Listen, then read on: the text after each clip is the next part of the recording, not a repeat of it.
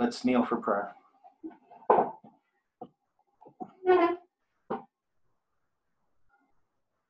Dear Father in heaven, we are thankful, Lord, for the time that we have to study here this morning, or afternoon or evening, wherever we are.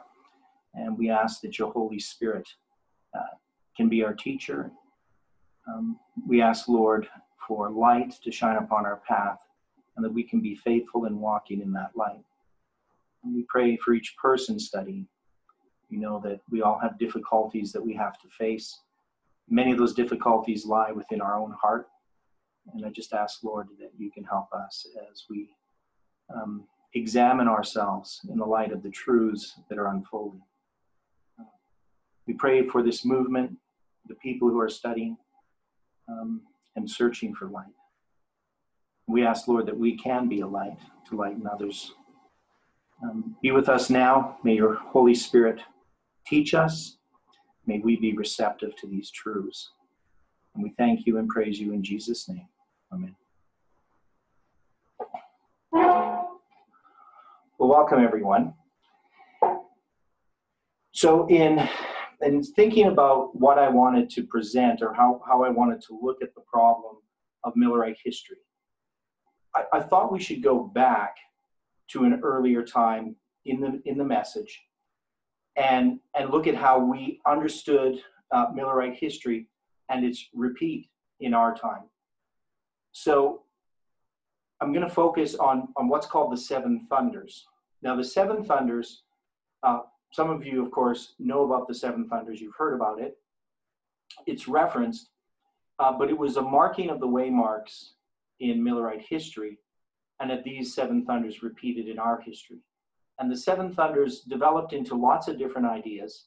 It also connected to the idea of the first 7 kings of Israel, the last 7 kings of Israel, the first 7 kings of Persia. Things like that all were used to relate to this idea of these 7 thunders. Now, it wasn't really well understood by a lot of people who came into the movement. Many people came into the movement with an understanding of the 25-20. And the 7 thunders, even though it was talked about, I don't think it was well understood. I know that I didn't understand it. Now, of course, I came in after the 7 thunders teachings had been developed to some degree, but it continued to develop and grow. And we haven't talked about it really for a few years in any sort of detailed way. It's sort of on record. It's in Habakkuk's tables to some degree. But changes happened. And I think if we go back and look at the 7 thunders, historically, of how we came to understand this, and this would be, in the mid 2000 aughts. So I'm not sure exactly when it was developed, but it would have been, after 2004 that this would have been developed. And so by the time I came into the message in 2010, there was websites called the Seven Thunders, the seventhunders.com, the seventhunders.org. So obviously it had been well established, but I really never heard many studies on it at that time. So some of my understanding of it may even be fairly weak, in the sense that I may not know some of the earlier development, but all I can do is look back at notes and studies that I found online. Now, this also became an issue in 2018, early in 2018. A particular friend of mine left this message over the issue of the 7 thunders to a large degree. There were some other issues as well, but his main argument had to do with our lack of understanding of the 7 thunders. And that was the start of it, that precipitated it. He really did, I'm not going to go, who this is and all that, but he ended up, still being on the fringes of the message, believing some of it, but not all of it. But part of the issue was the 7 thunders. And I wrote a paper in February of 2018, responding to an email that he had sent me regarding the seven thunders. Now, there's a particular passage that we're going to study. It's in 7a. And this commentary of Ellen White's on Revelation 10 is something that I have studied since about 1985, when I first encountered time setting. So it's a passage where Ellen White talks about the seven thunders, and she talks about time no longer. We're going to look at this in detail. But before we get into that paper, I want to look at the historical understanding within this movement of the seven thunders and what they are. So normally if I had you in like a class in person, I would ask everybody, what do you think the seven thunders are? Have you heard it? Maybe I could even ask that now. So obviously I can't ask you to raise your hands because most of you don't have your video on. But how many people think they know what the seven thunders are? So maybe I'll just go through and ask. Angela, do you know what the seven thunders are? I can't say I'm really sure. I know what Jeff has said, but I'm really not grounded in this at all. I'm just saying, okay, he says it, maybe it's right. Are you familiar with the seven thunders? Do you know what they are? I think I might have my, let's hang on a second here. I can't hear anybody, so I'm going to check my sound. My sound is off. Oh, sorry about that. That's why everyone's so quiet. Angela, do you know what the seven thunders are? Well, I'm thinking about what Jeff said about the kings and all that, but my own, like I'm saying, well, maybe he's right in what he's saying, but I mean, I haven't studied it in depth. So you really haven't looked at the seven thunders? Not that deeply, no. Okay, Chris, do you know much about the seven thunders? Have you? Don't ask me. Yeah. So okay. So Angela. Yeah. So I'm asking Chris now. Do you have any comments on the seven thunders? It's telling me my internet. I don't know if you can hear me. I can hear you. Oh, okay. Yeah, I read what Snow wrote, and I thought, what is he talking about? Like the seven thunders were some blasphemous thing or whatever. I thought, wow, where does that come from? Okay, well, we're going to have to, obviously people are not as familiar with it. Now, Chris, do you have a comment on the seven thunders? I know of them, and I've read them in Revelation there. Okay. As to the understanding of what they mean, no, I really don't have any input on that. Okay. Dana, do you have some thoughts?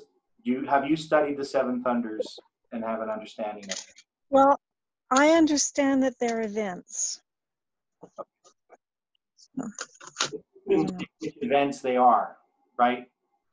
You don't know. Sorry? You don't know which events they are. You haven't marked them in Millerite history or in our history, right? You wouldn't. It's, yeah, kind of. It's been a while since I've looked at them, but yeah, I kind of remember some. Okay, Stephen, how familiar are you with the seven thunders? I would say that they are a delineation of events that transpired under the first and second angels' message, and that will be, and they apply to future events, but that will transpire in their order. Yeah, well, it's easy to quote Spirit of Prophecy at that point, but do you know historically what events we marked? Like if I asked you to just draw on a line, what are the seven thunders from Millerite history, could you do that? There was a lining up with the kings, like Manasseh was forget. Yes, okay, but I'm not talking about the kings, I'm just saying Millerite history. Then they plugged him to 1798. So that would be like the first event. Yeah. So I think that there was like 7 events then that transpired. I think the other event may have been the August 11th, 1840. Right. Yeah. A wee bit, I'd have to think about it roughly. We might be guessing about what the events are, but I could probably plug some of the events in.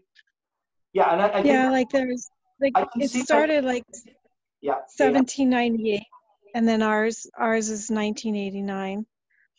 But I think there is 1833, and like Stephen said, August 11th. Okay. Then April 19th, 44. And then there is the midnight, July 21st, August 15th, and then October 22nd. Okay. I think. And that's sort of how I understood them. Though actually, when we look back historically at how the movement understood the seven thunders, it's changed over time. And that's why I kind of asked the question. I wanted to see where people placed it.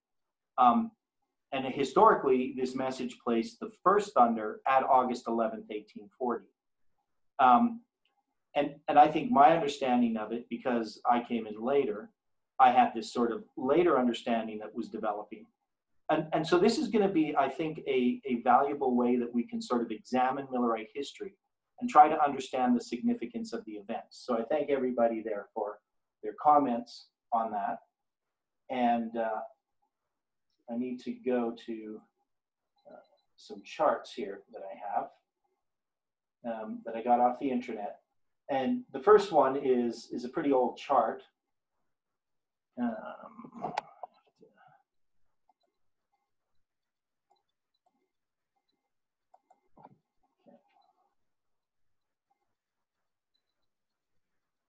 And this I got from a site called the7thunders.com. So obviously it, now, so they call this Sacred History, Matthew 25 and the Seven Thunders. And when you look at it here, they have this, these brackets. And this bracket at the top marks the Seven Thunders, and they place these events. And the first event they have is August 11th, 1840. So that's the Ottoman Empire falls according to prediction. And they say there that the first angel enters history. So this would be very different from how I understand that the first angel arrives. In my view, it was in 1798.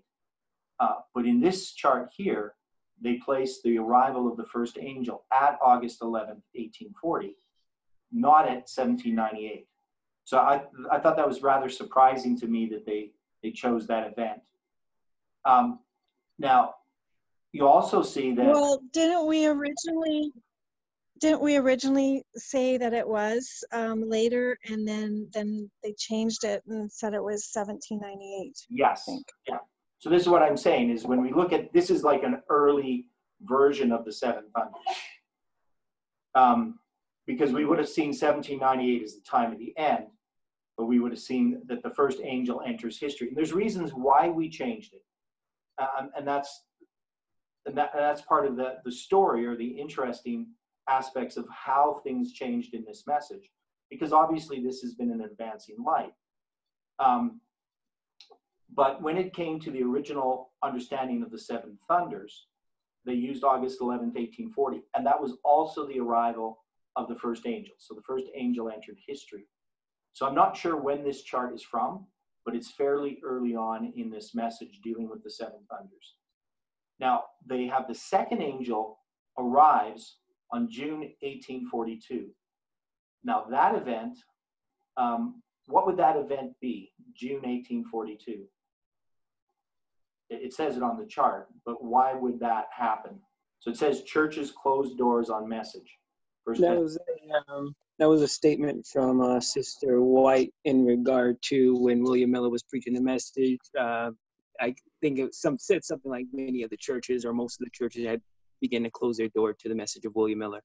Yeah, and that was because the 1843 church was in May of 1842 was produced, and they had taken the if out of the message, and that precipitated this closing of the doors of the churches to the message. Now, we used to say that the second angel arrives in June Sometimes we'd even say May of 1842. And if you take the second angel's message as Babylon is fallen, you would say, well, that's when Babylon began to fall, when they closed their doors. The Protestant churches became part of Babylon when they closed their doors. The thing about this is that we actually changed the second angel arriving to April 19th, 1844. And I remember specifically the day it happened, and I then presented it at a Bible study and got opposition from Tabo regarding it, because he said I was wrong, but it was Jeff who had presented it. So I just had presented what Jeff had presented.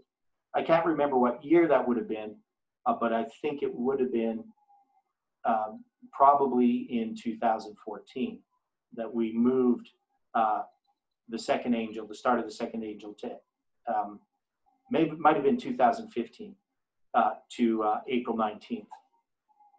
Now, we also see that the second angel is proclaimed, they have, as another thunder. That's 1843. And I'm not sure if everybody can see this chart well. It's blown up fairly big, but it's still small print. And then they have March 21st, 1844, as the first disappointment. Now, we actually had March 21st, 1844, as the first disappointment. I think until probably 2014 that we changed to April 19th. So there was this time we just accepted that March 21st was the first disappointment. We didn't know about April 19th. So some of this understanding is actually relatively recent in this message. And we mark the beginning of the tarrying time. And then they have the summer of 1844 as the second angel widely proclaimed. So the summer of 1844, now we understand there's Boston, July 21st, 1844, and Exeter, August 15th. Now they had summer of 1844 and then August 12th to 17th as the true midnight cry. So they say here the 1843 chart is empowered as God's hand is removed. Now, I would think that some of this is incorrect as far as when God removed his hands from the mistake in the prophetic periods. This would have been earlier. But New Light does empower the message of the hour. And I say that God's hand was removed because they came to understand God's hand was removed even before the first disappointment. They were already understanding that they had made a mistake on the chart. What they hadn't understood fully is then when do the prophetic periods end. And then they would have the seventh thunder would be the third angel door closes on virgins. So that's October 22nd, 1844, the great disappointment. And they would mark that as the seventh of the seven thunders. So this is fairly early on in this message that we had this alignment. We have a progressive unsealing of prophecy that begins before that on this chart. But the seven thunders themselves were marked in this manner. Now I'm going to show you another chart. If I can find it here. So this isn't really a chart. This is just this is Prophecy Helps 101, and this was dealing with the thunders as laid out by this is Patrick Grampy's site. This actually is not the one I want. It's this one. Here it is. So the other one I sent to you. This just gives you these dates that they had. So you can see this is fairly similar, but it's a little bit later. So it has the first angel is empowered as the first thunder, August 11th. The second angel arrives is the second thunder. That's June 1842. The first disappointment they have is March 21st. And then they introduce the tarrying time is April 19th. So it's kind of a mixture of this too, that we have this March 21st and this April 19th, which I find a little bit odd that they're going to mark both of these. And then the second angel's message is proclaimed, the summer, and the midnight cry begins August 15th. So we know that this chart here would have been made in after 2014, when we came to recognize August 15th was the midnight cry. This chart still does not have midnight, Boston. It just has summer, 1844. And then the third angel begins again, October 22, 1844. Now, I'm going to go to the whiteboard here.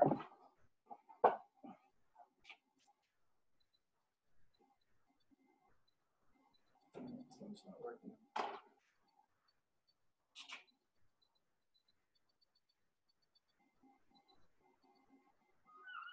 So when we draw these on a line, I'm just going to make this nice and clear. So we got August 11th, 1840. So this would be the first thunder. And then we're going to have 1842. This would be June. We're going to have the second thunder. And then we're going to have the first disappointment.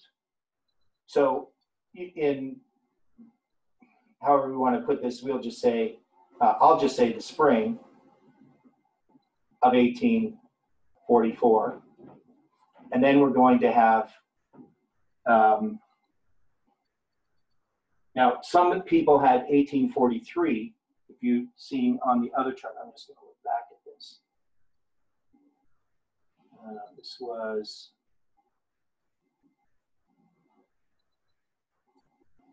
somehow I ended up closing that. So I ended up closing that other one. But they had the 1843 as the third. So the other one had 1843. And then we'd have the first disappointment, which we're going to put as April 19th. But this was March 21st, 1844. So you can see there's a few differences between these two different lines. And then the fifth would be this empowerment of the message.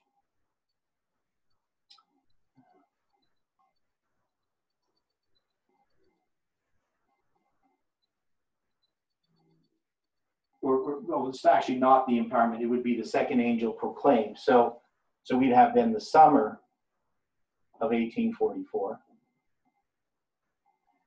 And then you can see some of these differences here, how they sort of contradict each other. Yeah, so that's the fifth. And then you're going to have this empowerment. So we just say Exeter.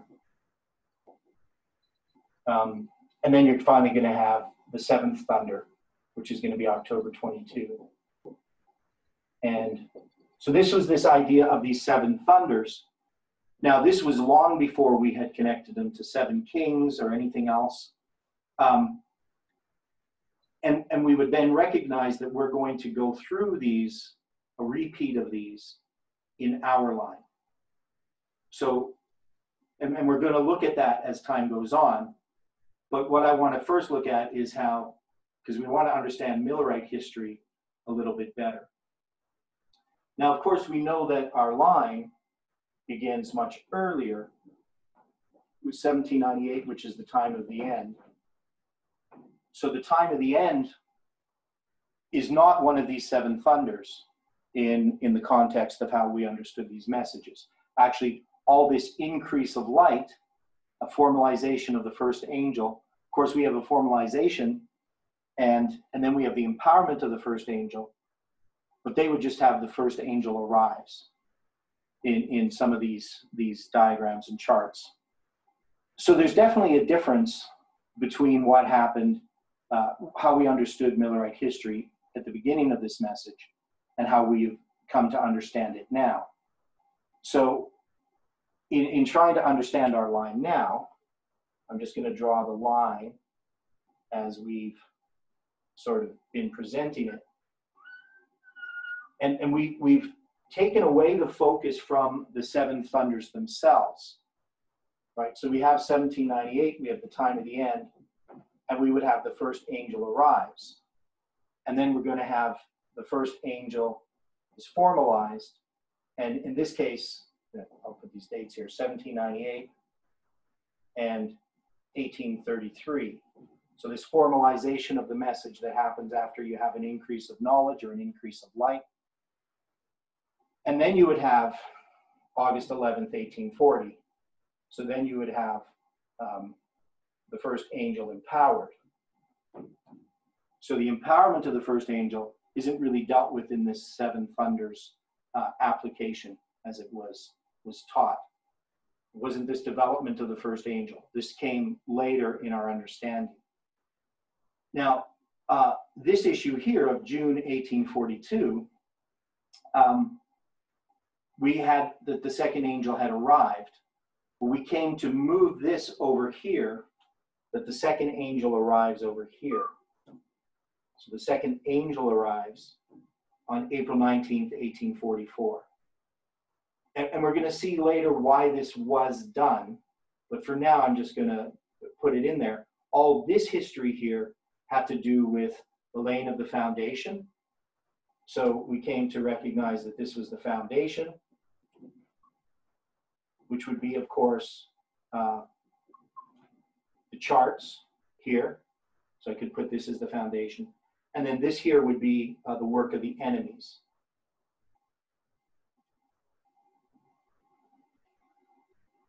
And then, of course, the second angel arrives as we get here. There's been all this opposition in this time here. And then we would then mark midnight,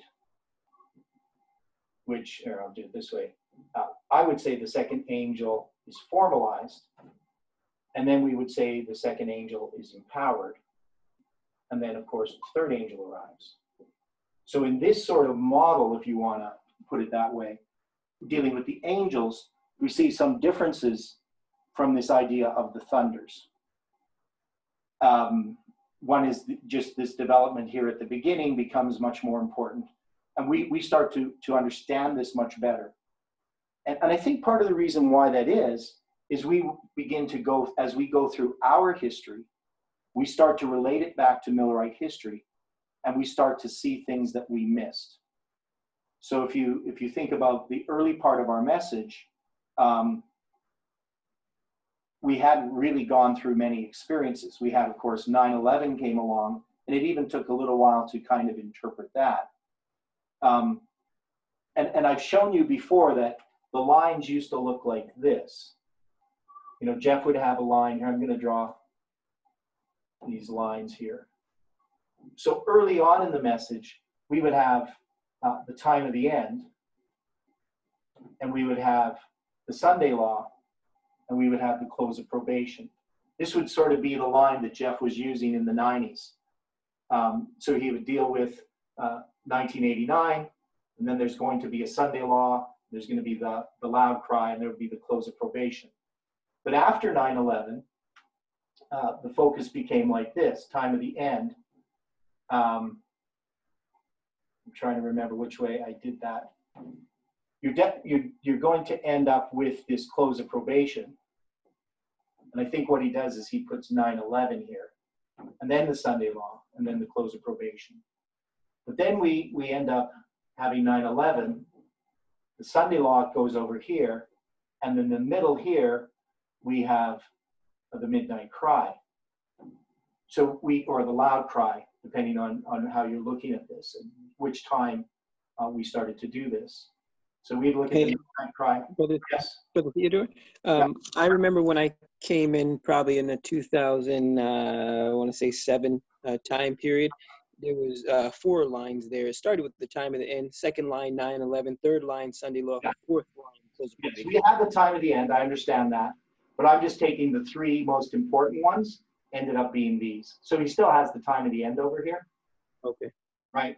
But he started to always put it into these frames of 3 way marks.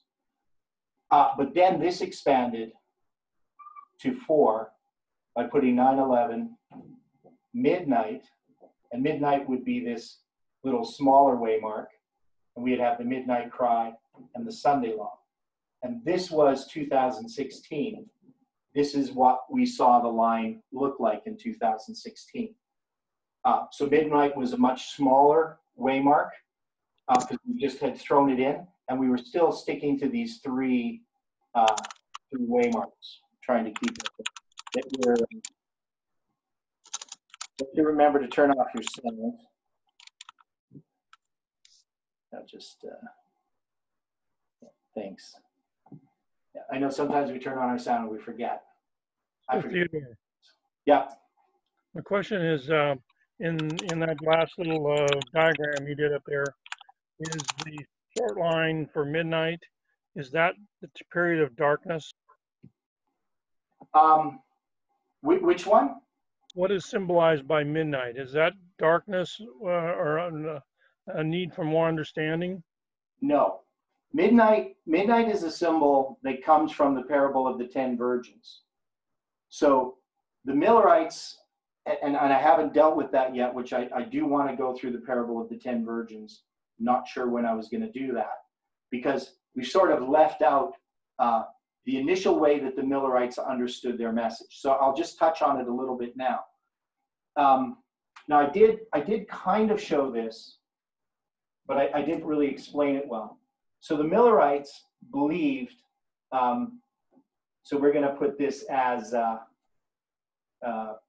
we'll just put this as April 19th. And, you know, this is October 22nd. And we'll put this as August 11th, 1840. So you got 1840, 1844, 1844. And the Millerites believed that they were giving the midnight cry in 1843. The midnight cry is from the parable of the 10 virgins that says, the cry went out at midnight, behold, the bridegroom cometh, go ye out to meet him. And so this was the cry that they were giving. So they gave the midnight cry in 1843, that Jesus, and maybe even in 1842, that Jesus was coming back. They believed that they were in this parable of the 10 virgins. But when this disappointment happened, they now realized they were in the tarrying time. And that is, and they would have believed that a tarrying time was earlier here. But once he didn't come, you know, once their midnight cry failed, they came to realize that they were in this tarrying time. And Ellen White calls this the tarrying time. And so what happens is that Samuel Snow in Boston, midway between the time that they were first disappointed and the period when the prophetic period ends, Ellen White says that in the very words of the prophecy, behold, the bridegroom cometh, go ye out to meet him. Midway, that cry was given. And this would have been July 21st, 1844. And it was the 5th day of the 4th month on the biblical calendar. So this is the first day of the 1st month, and October 22nd is the 10th day of the 7th month. And this became the 7th month movement, because they're saying that Jesus is coming back in the biblical 7th month.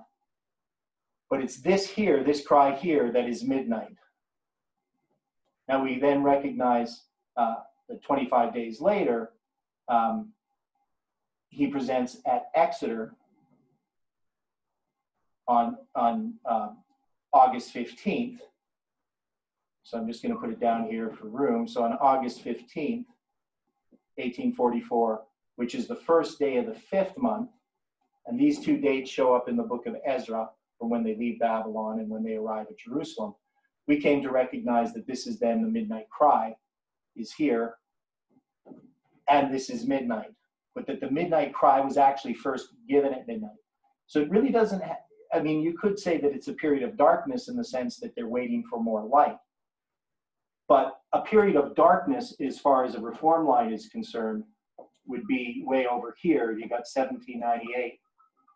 This darkness is the darkness of error. And there's a reform line that's going to give you an increase of light.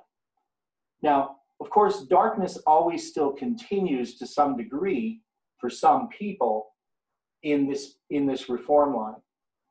But when a time of the end occurs, that message that's going to be given is going to develop. And it's going to go through 3 steps, a 3-step testing prophetic message. Now we understand those 3 steps are the first angel's message, the second angel's message, and the third angel's message. Ellen White says you can't have a third without a first and the second. And many people try to jump to the third angel's message. Many Adventists, they know about 1888 and Jones and Wagner, but they have very little understanding of the first and second angel's messages of what they are. They don't know their place in history, but neither do they really understand the role that they serve in having this message empowered.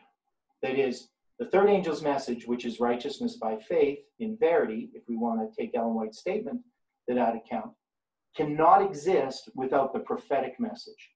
And what happened in 1888 is Jones and Wagner gave a message, but that message was rejected. And the reason it was rejected is they had already rejected the first and second angel's messages. They just didn't know that they had. And if you rejected the first and the second, there's no way that you're going to be able to accept the third. Righteousness by faith cannot have any power in a person's life if they do not understand the first and second angel's messages. That is, these messages prepare you for that third angel's message.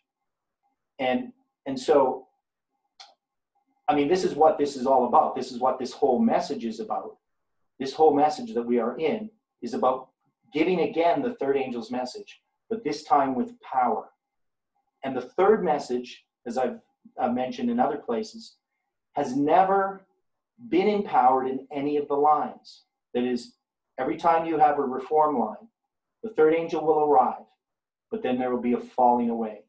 And we could say it's partly empowered in some ways in those histories, but it's really not, because even though the events happen that are supposed to happen, the people themselves do not fully understand what's happening, and they begin to go into apostasy. There's a falling away, and then there's 4 generations of this apostasy. And once you have those 4 generations, you're in the 4th generation, you're now in a period of darkness again. And then you need another reform line. And that has continued from the creation of the world. God has had these progressive destructions of 4, a reform line, and then another progressive destruction of 4, and a reform line, on and on and on. So the third angel's message arrived on October 22nd, 1844. And it would have had its formalization. And we would have to understand what that would mean. I would think it would be the 1850 chart, if I was going to pick something. But at the time it was formalized, the church also became Laodicean and began to fall away. And so so that's the rejection of the first angel's message, fear God. And then the second angel's message was rejected with the making of the 1863 chart and the need for organization that the church had created when they ceased to be a movement. And then the third angel was rejected in 1844. It was given, but it wasn't empowered, in 1888, pardon me. So it was given in 1888. It had arrived in 1844. In 1888, it should have been empowered. That is, God should have had a people that were ready to meet their God, but he didn't. Instead, they weren't. They actually crucified him again in rejecting that message. So there's lots of things about this history that I know that was a big answer for a shared question. Brother Theodore? Yeah. Quick question based upon something that you said there. So, okay, 1798, time of the end, Millerite time period. Then you, formalization of the message, 1833, credentials for William Miller, XYZ, stars fall from heaven. Then you talked about something else just now in 1850, the formalization of a message for the Advent people. Yeah. Can you just say that just briefly, just one more time, in how those 2 formalizations on one line kind of took place? Okay, so when the third angel arrives, and the way I usually illustrate this is I go back to the 3 decrees. You have Cyrus's decree, you have Darius's decree, and you have Artaxerxes' decree. And these 3 decrees start the 2300 days, right? Because this is 457, this is 516, and this is 537, we'll say. And so you have these 3 decrees, and these 3 decrees represent the 3 angels' messages. This is the literal building of the temple and the restoration of Israel and the building of the city. And in this reform line, it begins a period of 2,300 days, which is 2,300 years, that's going to end with the beginning of the cleansing of the sanctuary. Because here in this history, even though they rebuild the temple here, they don't have the Ark of the Covenant. And we find that in the history of Nehemiah under the 4th decree. So there's actually 4 decrees. Now these 3 decrees, this 4th decree is connected to the 2nd. But in this 4th decree, they're going to rebuild the streets and walls. So they appear to accomplish and complete the work. But they have begun a work of Sabbath keeping, which is good. Nothing wrong with Sabbath keeping. And here they had dealt with the strange wives under Ezra. Under Nehemiah, they deal with the Sabbath. But this leads to them becoming exclusive and legalistic. So as this history continues, we start to see that the Jews are not really reformed by this reform line, even though these reforms come. Now this reform, strange wives, has to do with false worship. The Sabbath has to do with true worship, right? So they have this false worship, and now they have this true worship. But they don't continue in the reform the way that God wants it. So this period here would parallel, if you're going to take this as the 3 angels' messages, this period here of the building of the streets and walls would parallel the building of the Seventh-day Adventist Church in 1863. So this represents that history in the early Adventist Church.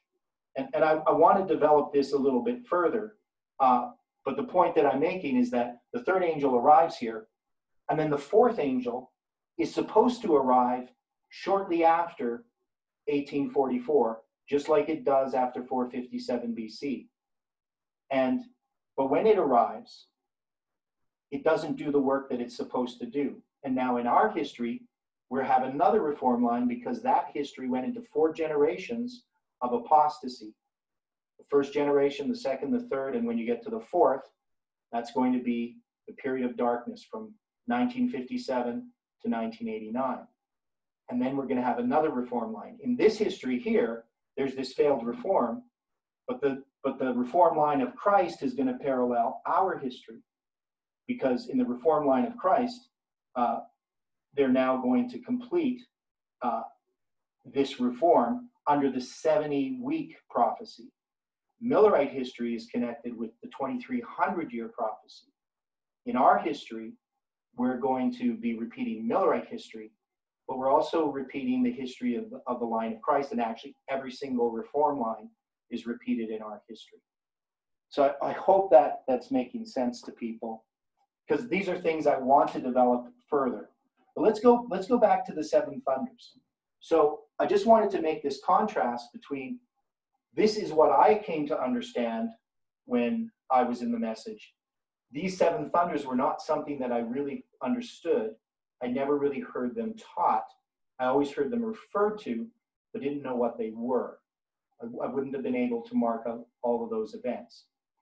But I do know when we started to recognize this reform line here, that we pretty much had abandoned the 7 thunders in this structure, and we had now a new understanding of the 7 thunders, which went back to 1798 as the first thunder.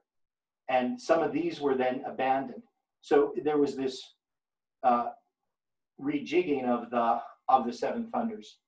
And this is where in 2018 that we're going to kind of start with this attack on the 7 thunders that has happened.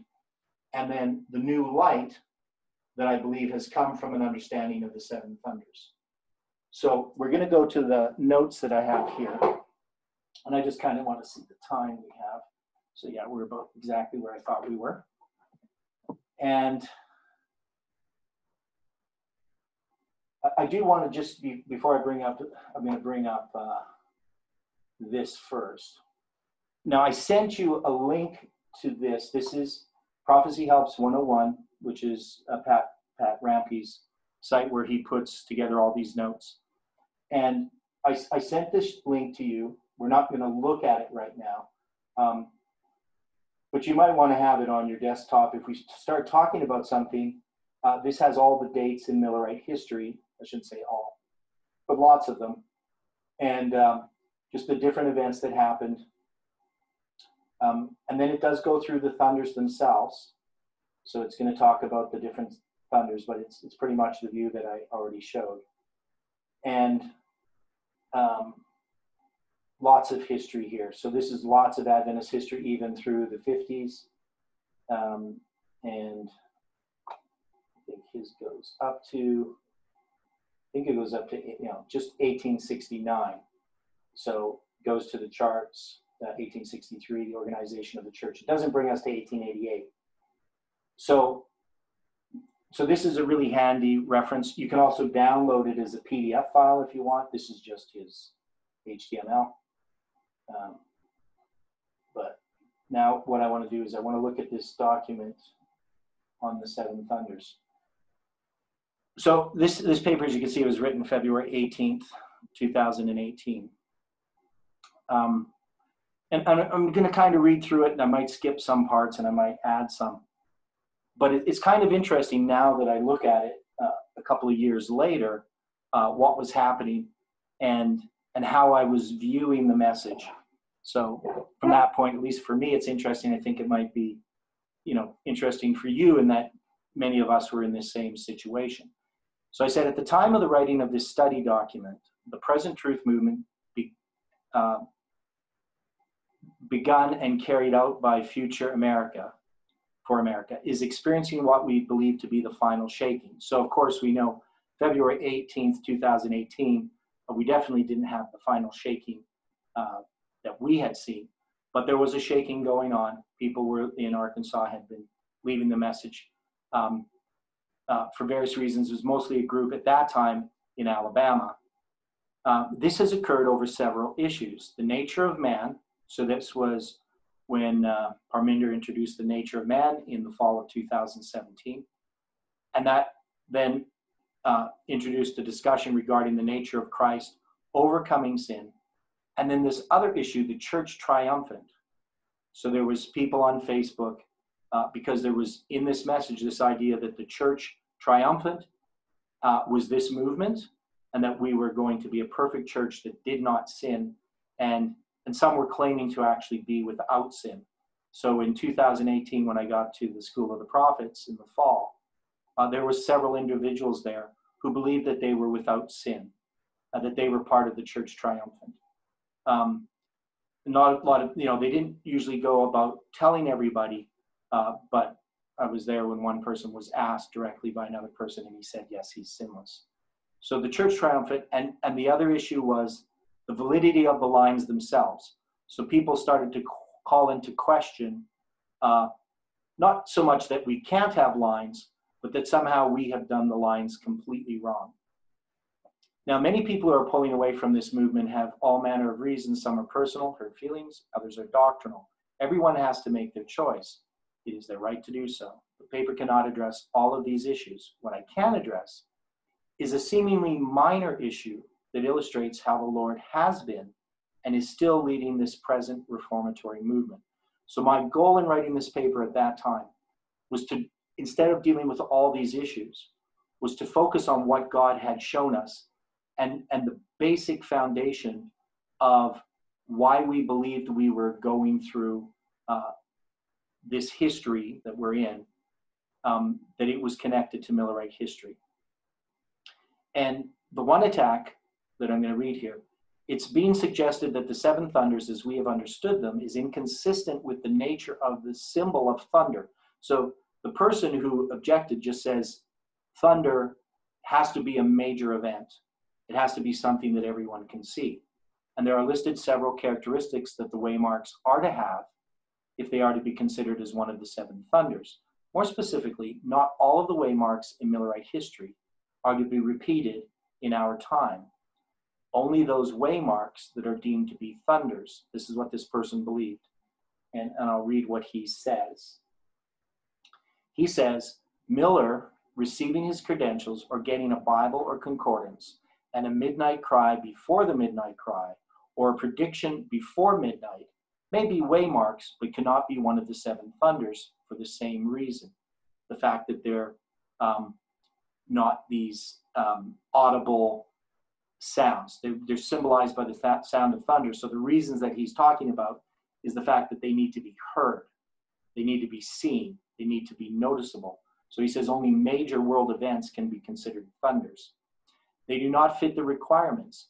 If the seven thunders are future events, which will be disclosed in their order, and we're going to see, because this is from Sister White that he's quoting, and are a delineation of events which would transpire under the first and second angels' messages. That only gives us license to put these seven events upon our timelines to be repeated in our time. It gives us absolutely no reason or logic to put anything we may deem a waymark upon them. So just to sort of look at his argument, because I took this one paragraph out of his whole paper, is, and this is sort of a summation, but he's leaving out some details, or I left them out. So he's saying that we can only look for the repeat of the seven thunders themselves, and it's those events that we would look for in our history, not all these other waymarks. So this would be an attack upon the lines as how they have been developed. And now he makes a case, which I'm not going to go through in detail, but he we're gonna look at what he says they should be. I think this is what he's doing. He says these seven events are listed as, so he lists them, the time of the end in 1798. So he would have put that as the first thunder. The first angel's message given by Miller, God's chosen agent, in announcing the coming judgment. So he would say the first angel's message by Miller is also a thunder. The end of the second woe on August 11th, 1840. The publication of the 1843 chart in fulfillment of Habakkuk 2 on May 1840, in May of 1842. The second angel's message being given following the close of the door to the Millerites, and the tarrying time's arrival beginning in the spring of 1844, and the midnight cry given in the summer of 1844 with the setting of a date for Christ's return. So he's proposing a completely different set of events that he would mark as the seven thunders.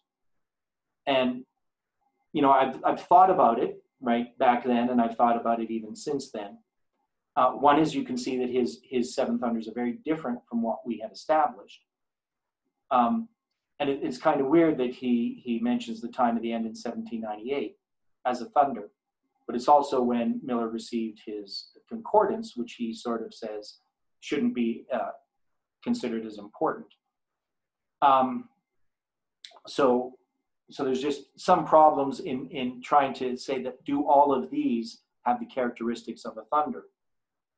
And even the third angel's message given by Miller, I mean, obviously that would be, it's not a specific time that he's marking, like a date or anything, or a specific waymark. He's just kind of the first angel's message given by Miller. And the end of the second woe on August 11th, 1840. Well, Miller's message really wasn't empowered till August 11th, 1840. So, you know, if you're trying to find his conditions, you would just say the first angel's message is August 11th, 1840. So he's kind of doubling up to get the number 7 by combining 2 and 3, by separating 2 and 3, which I would actually combine if I was going to look at it that way, in the way that he's trying to look at it as a thunder. And the publication of the 1843 chart in fulfillment of Habakkuk 2, May of 1842. And again, we could look at this as a separate event, but you could put these all together. So as far as his trying to create these conditions, and I'm not going to really spend a lot of time with his understanding, but you can just see that we can use these subjective measures of how we're going to decide what a thunder is and what a thunder isn't. And we can have different criteria, different people would choose different events. And, you know, if we were to, you know, take all the people in this message and have them write out what they think those events would be, we could give them the conditions. Which 7 events are you going to choose as the 7 thunders? We would probably find a wide variety of events that would be picked to try to meet the number 7. And that's the problem that I had with the 7 thunders. One is we changed them over time. They seem to be a little bit arbitrary. And I came to understand that there's a much better way to understand these thunders, of what they represent, and how we understand them in Millerite history. And it has to do with our history itself.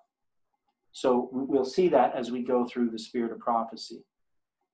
So I'm just gonna, well, I guess I'll read this paragraph. It's not long. It says, if it is true that there's no reason or logic to put anything we may deem a waymark upon our timelines, which is not included in the 7 thunders, it must be concluded that much of the light that has been unfolding in this regard is error. So basically, to attack the 7 thunders and our waymarks, we would just say that much of the light that's been unfolding is error. And that was really the problem with his argument, is it casts a bad light upon everything that God has been unfolding in this movement. We cannot then speak of midnight and the midnight cry as being parallel with the battles of Raphia and Panium, for instance. We should not be looking for a prediction before midnight, since there's no reason or logic that we can allow us to do this. To accept this premise would be an undoing of the message and the movement.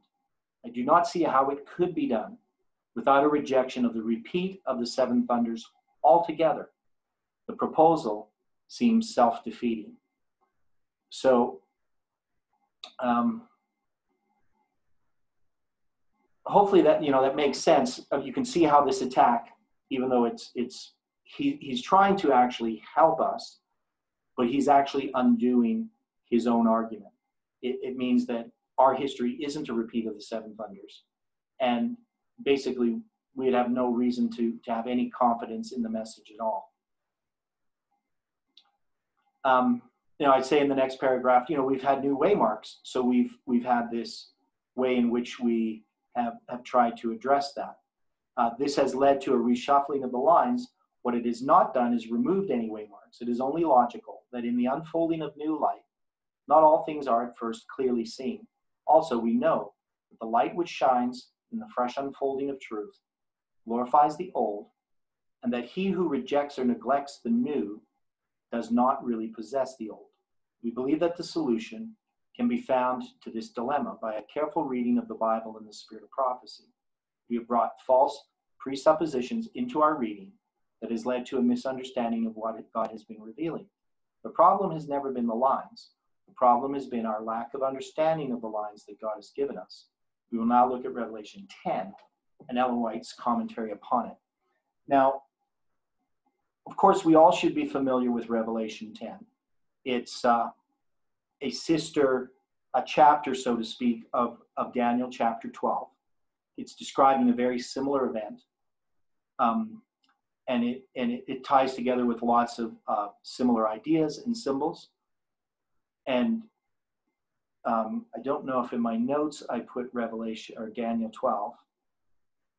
Yeah, so I'm going to read Revelation 10. We're going to read the whole thing. I'm not really going to comment much on it as I read through this, but I just wanted us to get it fresh in our minds. And I saw another mighty angel come down from heaven, clothed with the cloud, and a rainbow was upon his head, and his face was as it were the sun, and his feet as pillars of fire. And he had in his hand a little book open.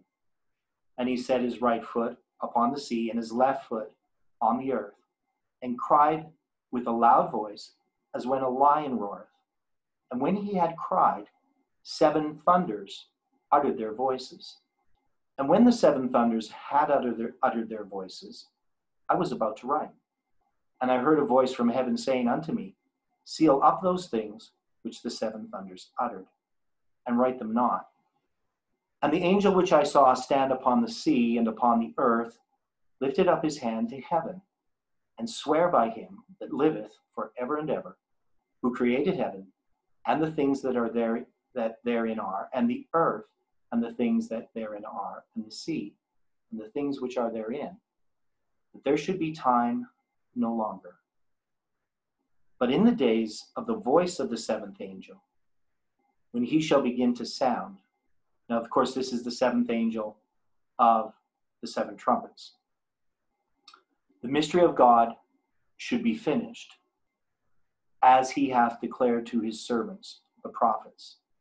And the voice which I heard from heaven spake unto me again, and said, Go and take the little book which is open in the hand of the angel, which standeth upon the sea and upon the earth.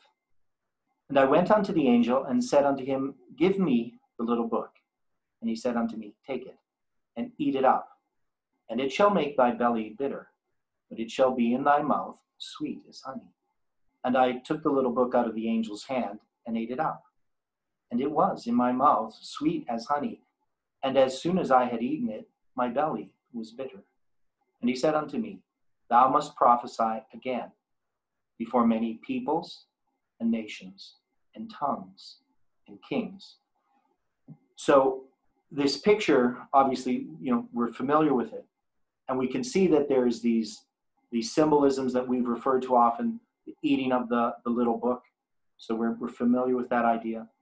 The seven thunders that are sealed up. And we also have this little book that's open, right? So this little book is open. And many Adventists understand this to a large degree. We also have this, the voice of the seventh angel.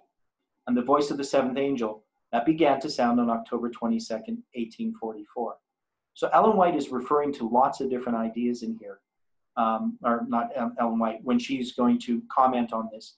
And so we're going to see that when we start reading what she talks about. She's going to take these ideas and she's going to attach, that are here in Revelation 10, and she's going to attach them to other places in Scripture. And she's going to attach them specifically to Millerite history and to our history. Now, so this connection, which I mentioned to Daniel chapter 12, is really important to understand Sister White's commentary upon it.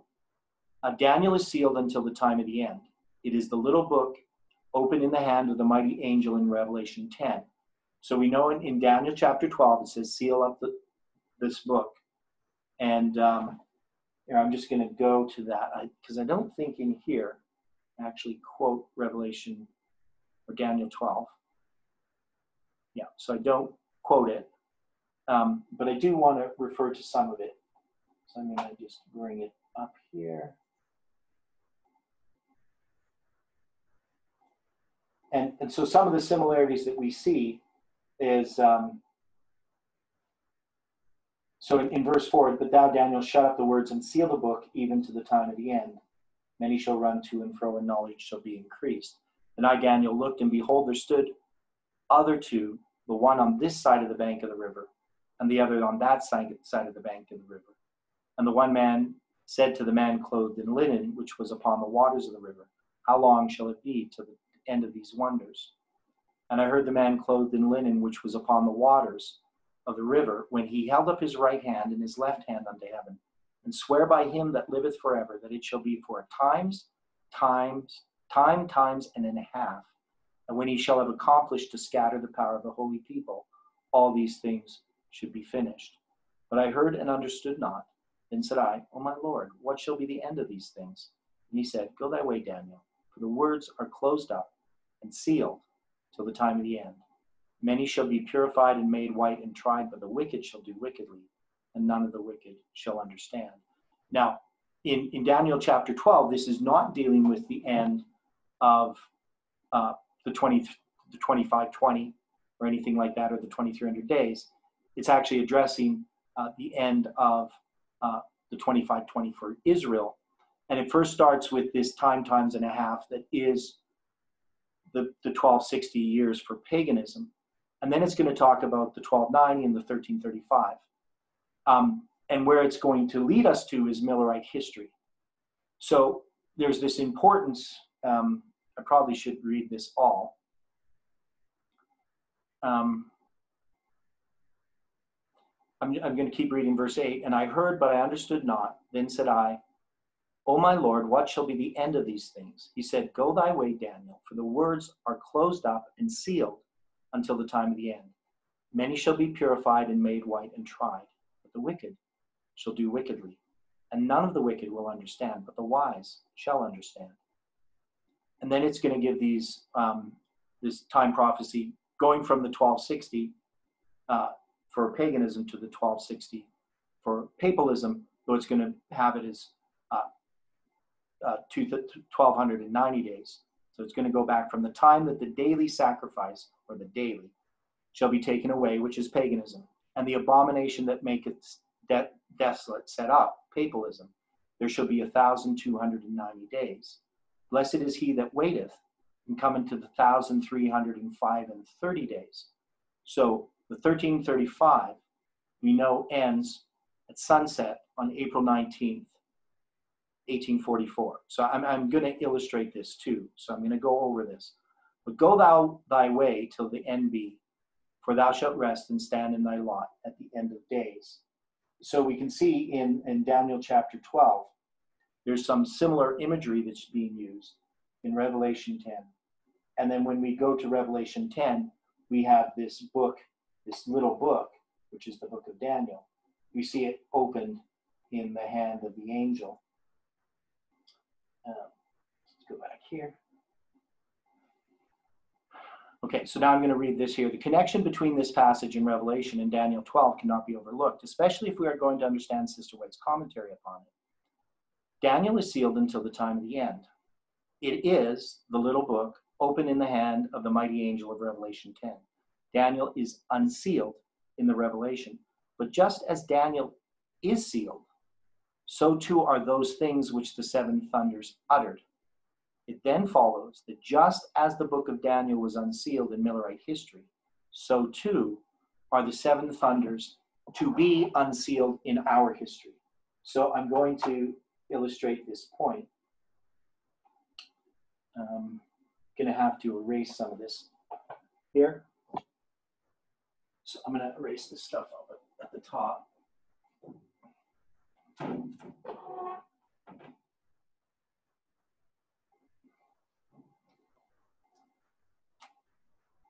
So just look at it in a simple way this way. You have Daniel, he's here, and his book is sealed.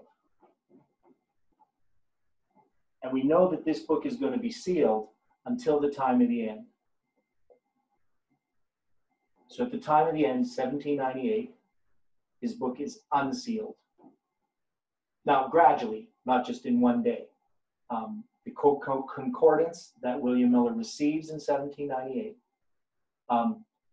is important because it is what he uses to study the Bible and the book of Daniel. But we also have an event that's marked here, which is the Pope being taken captive. So you have a prophetic event that is essential for that book to be unsealed. And then you have this increase of light and all these different things happen. Now we know that the book of Daniel is unsealed.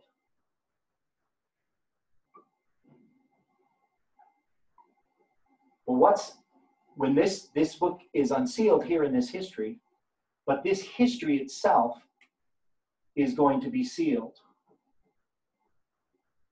And this sealing is called the seven thunders. So the seven thunders here are these events, and we're going to see this in Ellen White's quote. But these events then are going to be unsealed. And so over here, you're going to have, in our time, the seven thunders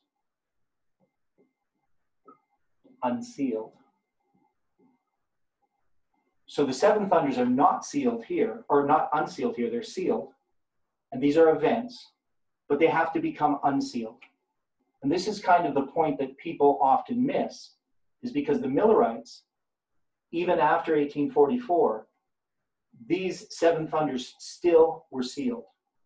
We just think, after 1844, the Adventist Church sees and understands Millerite history. And they understand some of it, but there are still things that are sealed here that are going to be unsealed over here. and they're going to be unsealed in a very specific way. And that's the point I think that has been missed. And we will see this as we go through Ellen White's statement or commentary on Revelation chapter 10.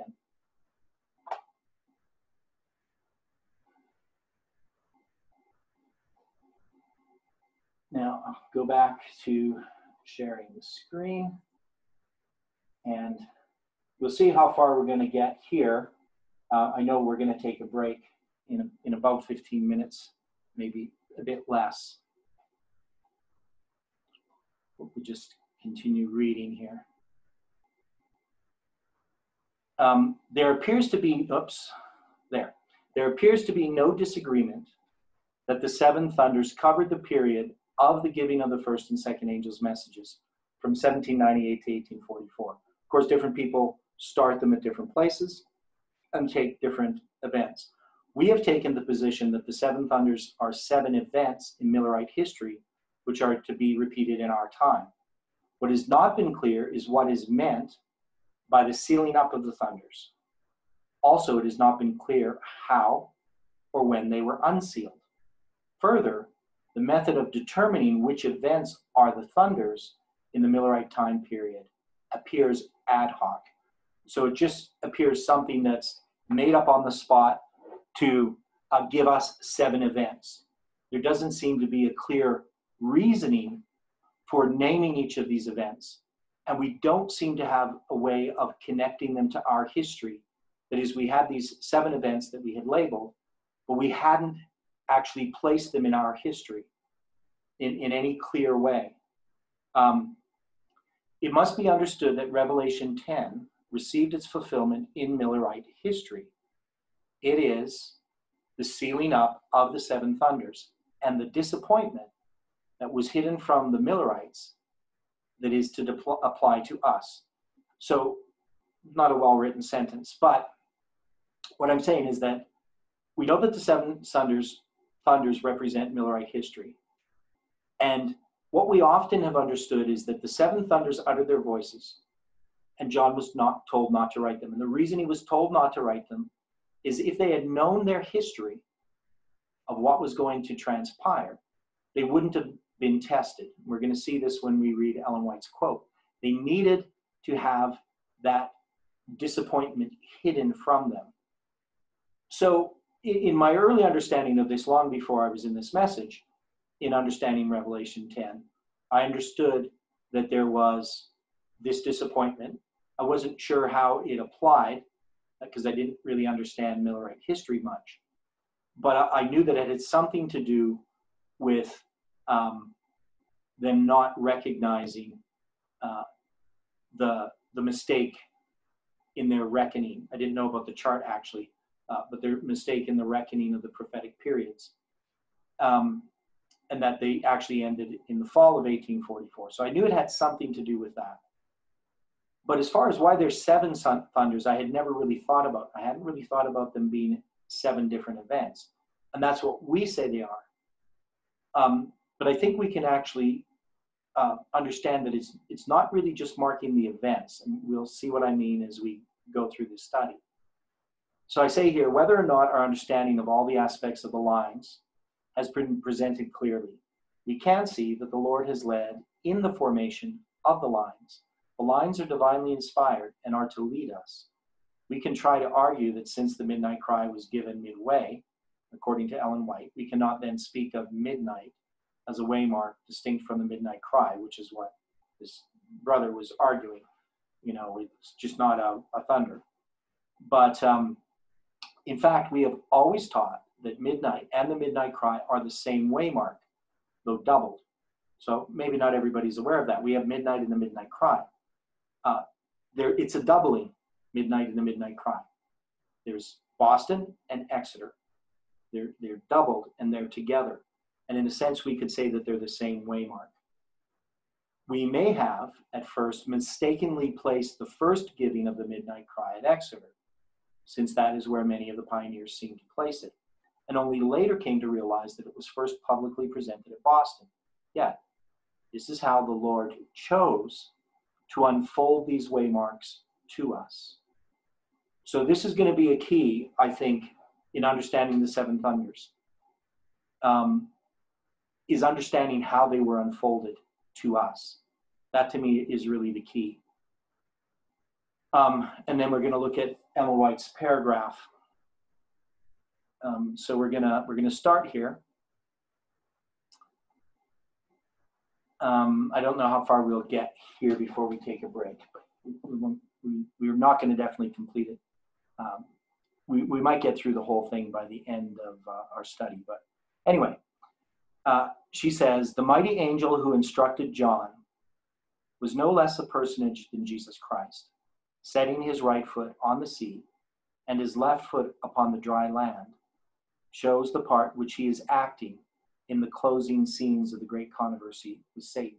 Now we know in the book of Daniel, there's two, one on this side of the river and the other on that side of the river. Here we just have him setting his right foot on the sea and his left foot upon the dry land. And this position denotes his supreme power and authority over the whole earth. So this is, the sea and the land covers the whole earth. The controversy had waxed stronger and more determined from age to age, and will continue to do so to the concluding scenes, when the masterly working of the powers of darkness shall reach their height. Satan, united with evil men, will deceive the whole world, and the churches who receive not the love of the truth. So all those churches that don't receive the love of the truth, they will also combine with Satan, and they'll be united with evil men. So she's dealing this idea of the great controversy. So that's one of the points that she is bringing up. This is the issue of the great controversy, and that it's going to continue to grow or to wax stronger. And it's going to do so until the concluding scenes. Now, the masterly workings of the powers of darkness shall reach their height. Satan, united with evil men, will deceive the whole world, and the churches who receive not the love of the truth. So this would lead up to Satan's personation of Christ, all those final events where Satan shows his mastery. And of course, we can see we're involved in those events today. But the mighty angel demands attention. He cries with a loud voice. He is to show the power and authority of his voice to those who have united with Satan to oppose the truth. So in looking at this, one of the things that we would look at is, when is this, what is this time period that she's writing about? And I would say that there can be no doubt that the time when this passage is to be understood is now. We are now about to see those concluding scenes being spoken of. That is, we are on the verge of the Sunday law crisis that reveals those who are on the side of God and those who are on the side of Satan. It is Christ who is acting his part in the closing scenes. How does he do this? This is symbolically represented by his standing with his right foot on the sea and his left foot on the dry land. He is ready to give a loud cry.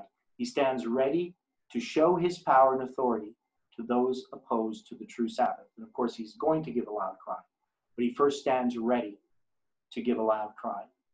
Now, in Daniel chapter 12, we know that he gives an oath. And that oath is that there would be, let me go back here.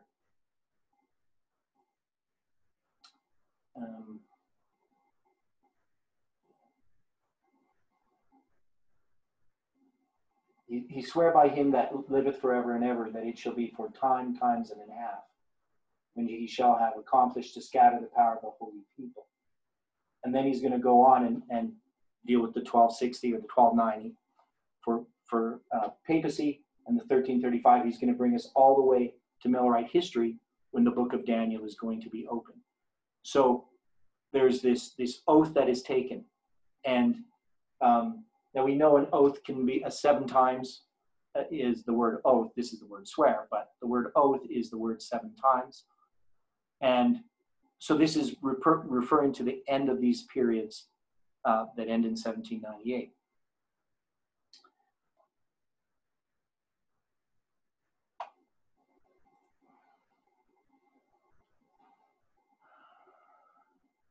So I'm going to read a little bit more of this. Some of this we're going to have to illustrate it again, even after we've read this. She says, after these,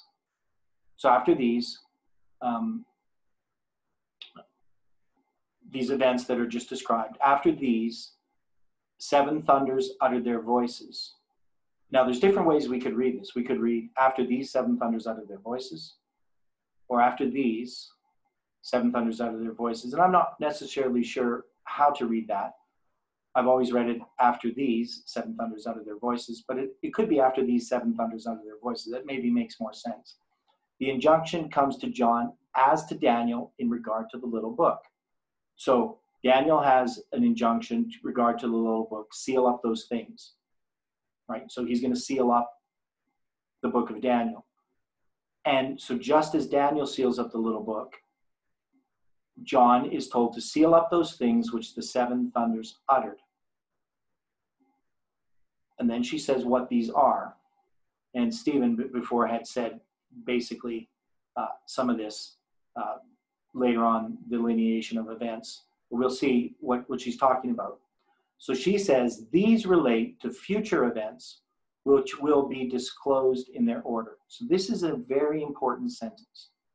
So the 7 thunders are sealed up, and we know that they're sealed up in the Millerite time period.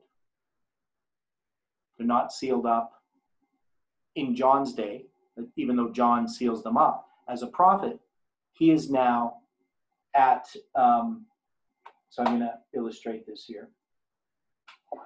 Look on the board. So we know that the 7 thunders are sealed here.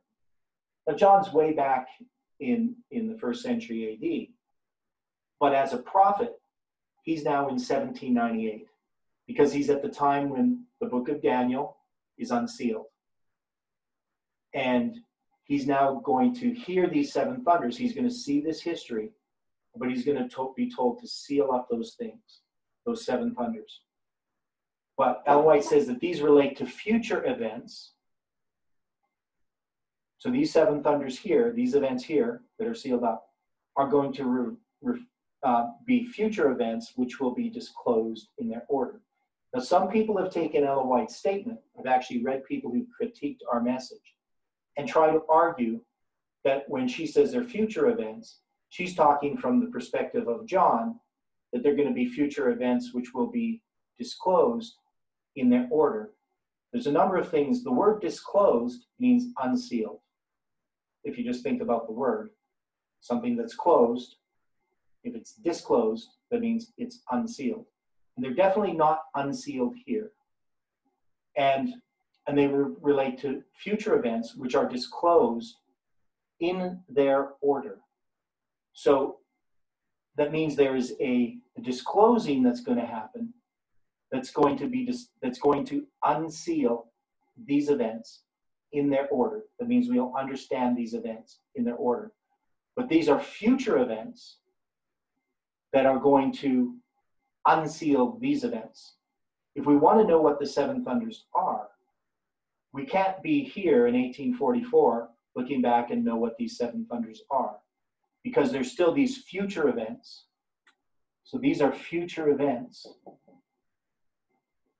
that these 7 thunders relate to, and they're going to be disclosed or unsealed with these future events.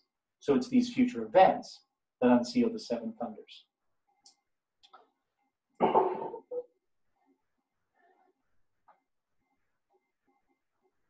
And if anybody has a question, something's not clear, feel free to ask a question. Or if you have a comment, something that I'm missing out, some detail you think that will be helpful. Daniel shall stand in his lot at the end of days.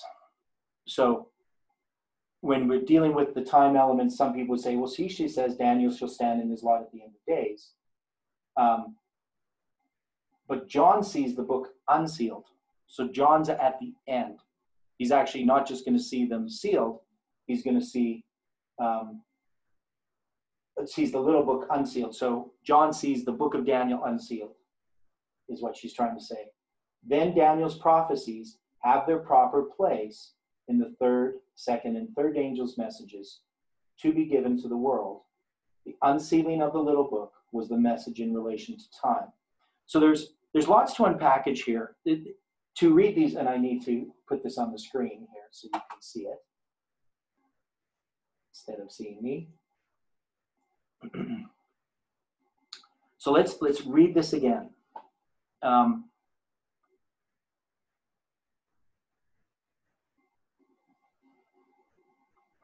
After these seven thunders utter their voices, the injunction comes to John as to Daniel in regard to the little book. So the little book is the book of Daniel. Seal up those things which the seven thunders uttered.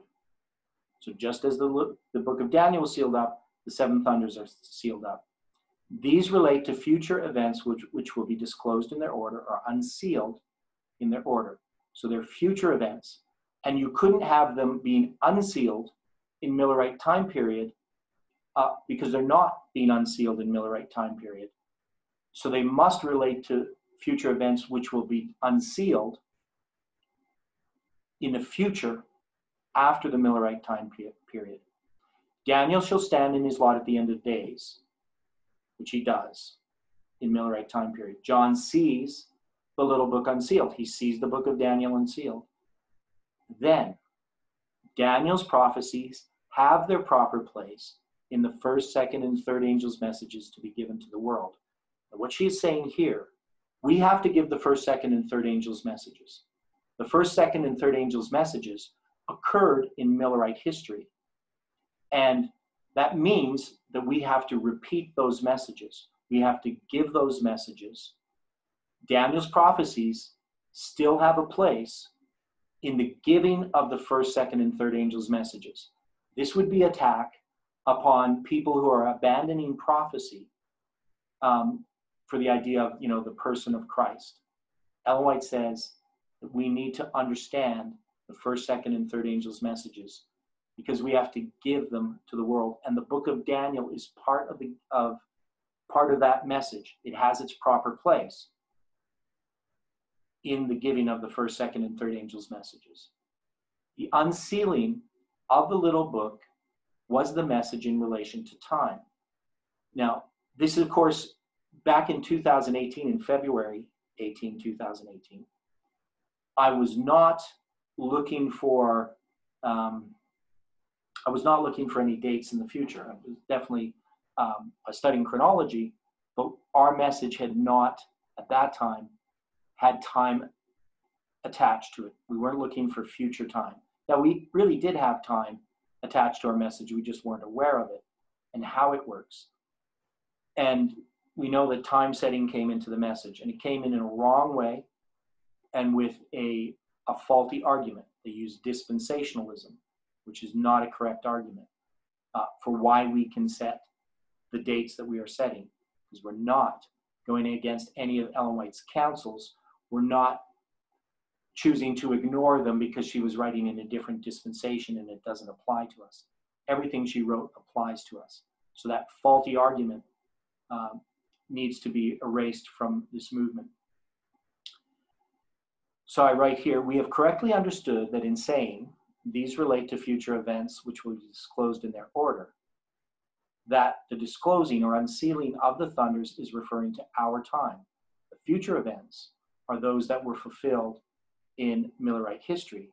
Daniel standing in his lot did not occur in the Millerite time period, but also, or did occur in the Millerite time period, but will also occur in our time.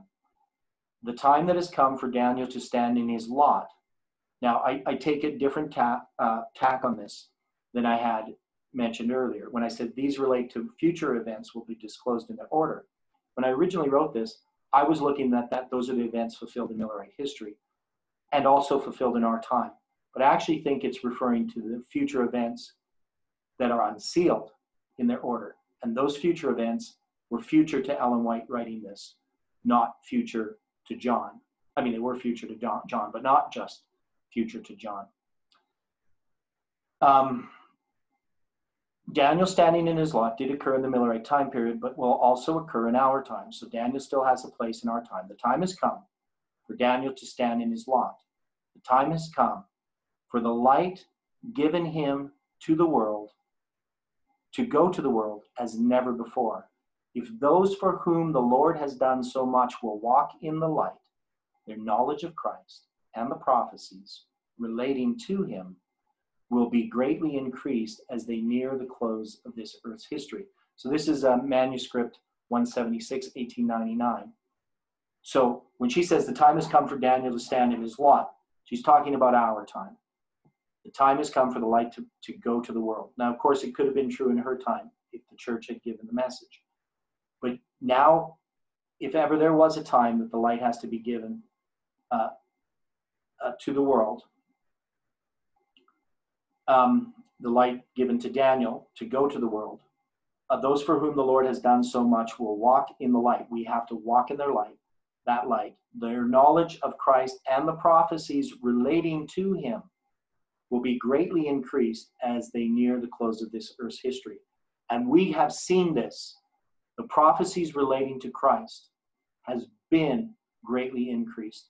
We've seen this in the structure of prophetic chronology, the connection of Christ's cross to all of prophecy. There's just so many things that we have seen because we're near the close of Earth's history.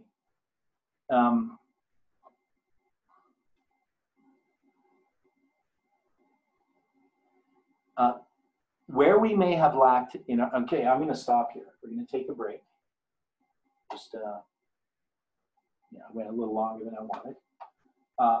So we're going to take a break, just 4 minutes. We'll come back at 22. And I'm just going to pause the recording.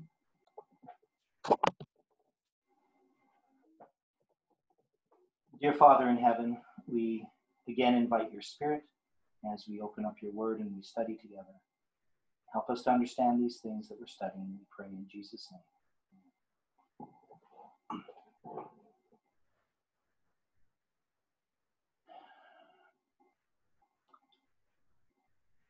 So hopefully people are getting the idea of how, or you can see where I'm going, because I kind of told you where we're going.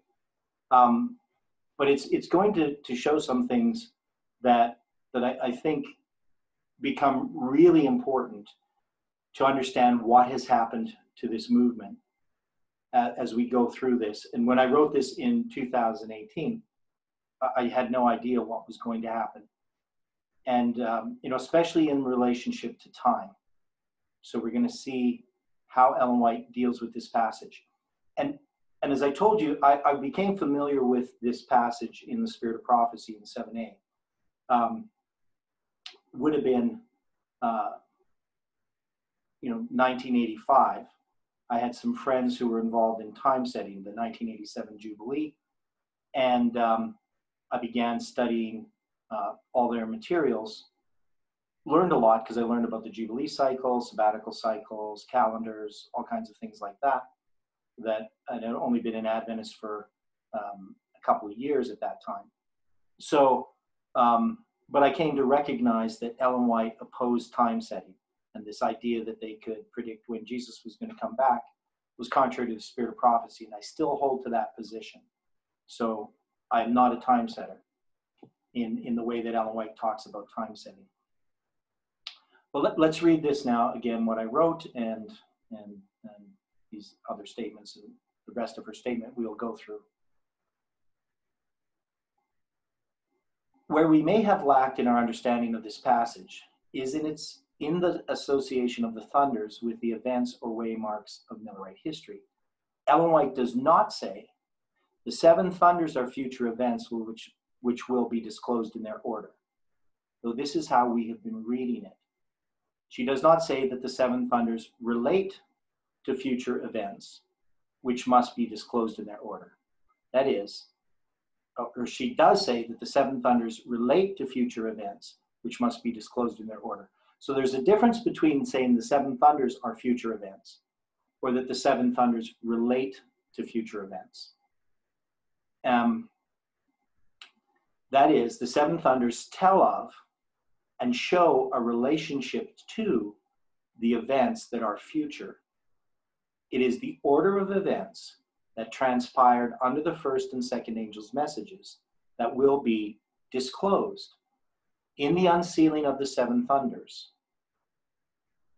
giving light upon future events, the events that we are now a part of. This is then how Daniel's prophecies will have their proper place in the giving of all three angels' messages to the world. So I wrote this down there quite a while ago, and I can see that I didn't understand even everything that I was writing, because I didn't really understand where we were going, and I can see now how that relates. One of the things I learned in 2018, during the School of the Prophets in September of 2018, so this was February, is this idea that as we pass over fulfilled prophecy, those reflect back onto events of the past that then the understanding of past events shine light forward into the future. And we can see this in the idea of the seven thunders, because these relate to future events. But as you pass through those events, you then understand the past. And that's what this movement has been doing. We've been going through Millerite history. And as we go through that history, we come to understand Millerite history. And you'll see this as we go through this, how this relates to what has happened to this movement. So we'll try to get to that point. I'm going through it a bit slowly, a bit slower than I wanted, but I think we need to take time to absorb what we're studying here.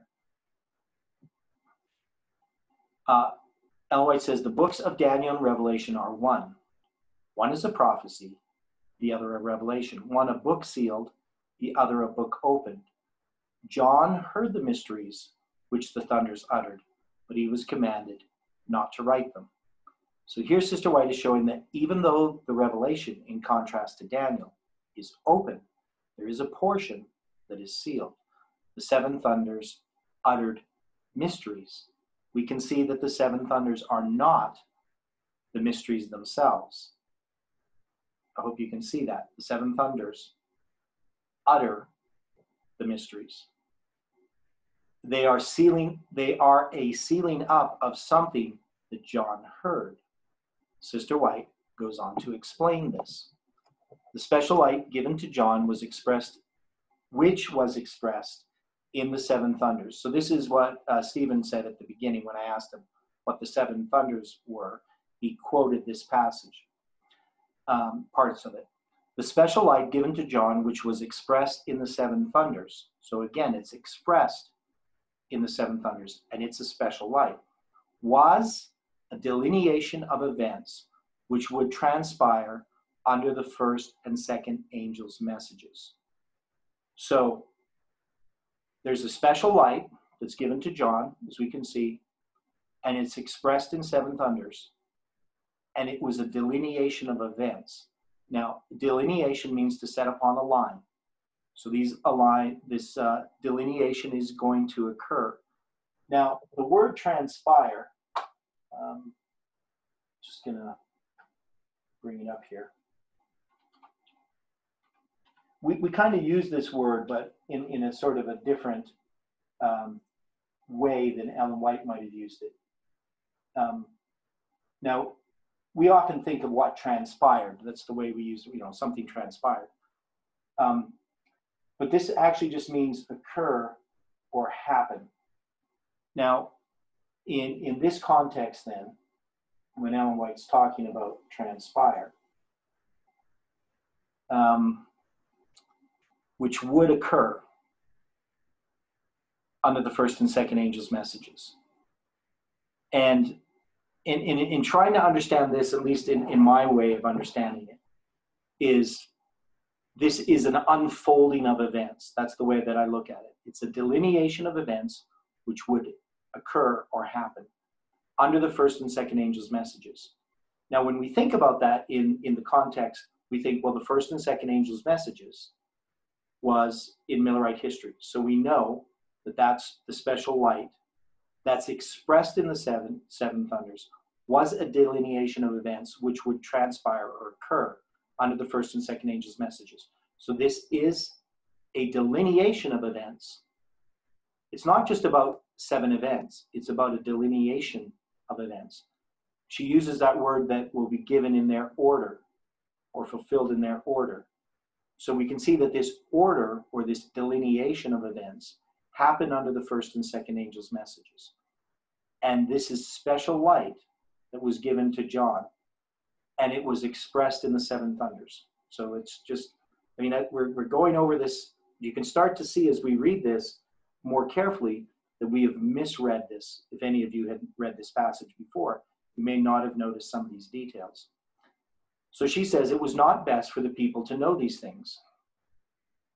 So in the first and second angel's message, there's these events that would happen, and these events are expressed in the 7 thunders. If they had known what the 7 thunders had said, their faith would not have been tested. In the order of God, most wonderful and advanced truths would be proclaimed. The first and second angels' messages were to be proclaimed, but no further light was to be revealed before these messages had done their specific work. So the way that most Adventists would read this is they would say the first and second angels' messages happened. They needed to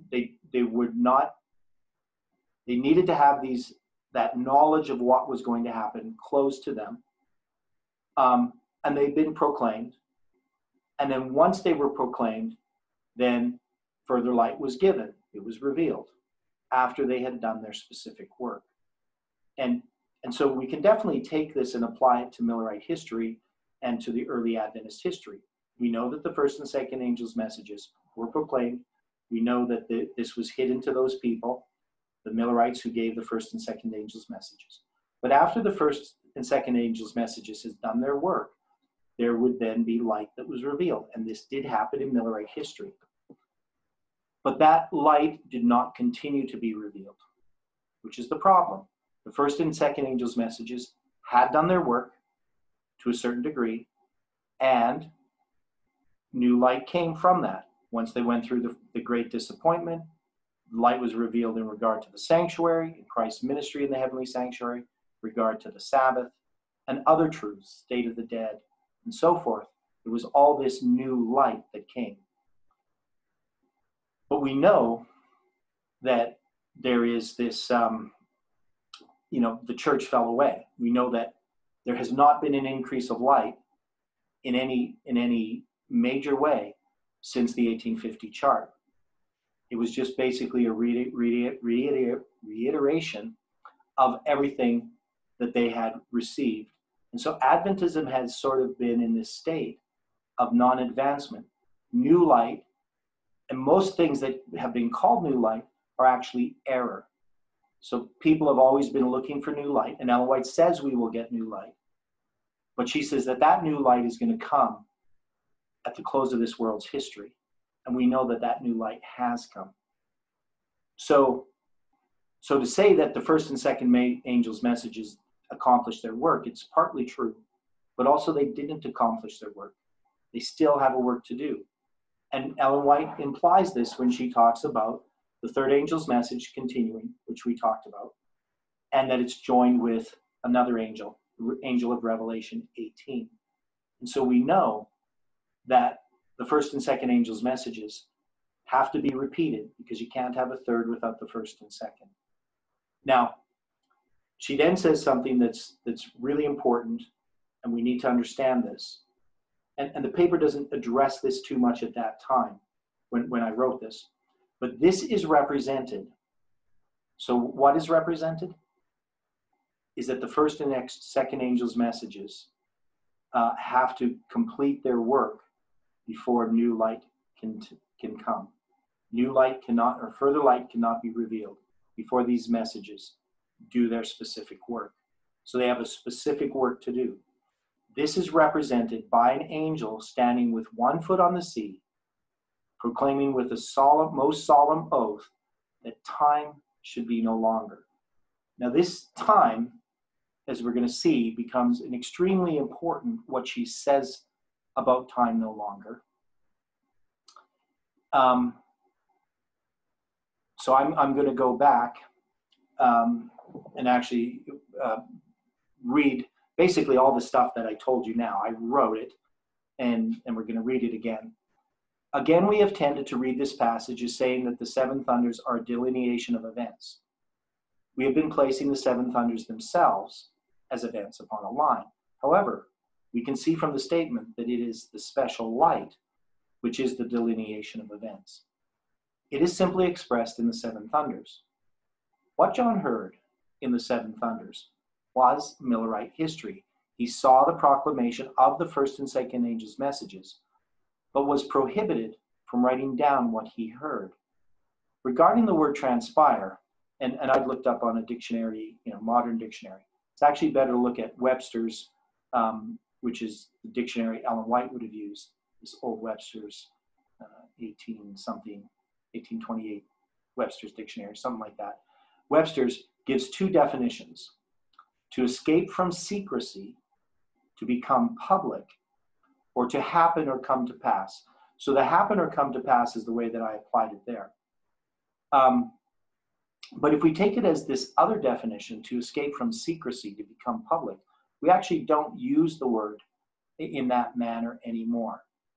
So the events that would transpire under the first and second angels' messages, if you say to escape from secrecy or to become public, this gives a much different reading of this passage. So if we read it this way, the special light given to John, which was expressed in the seven thunders, was a delineation of events which would escape from secrecy or become public under the first and second angels' messages. We then have a very different idea of what this word transpire refers to.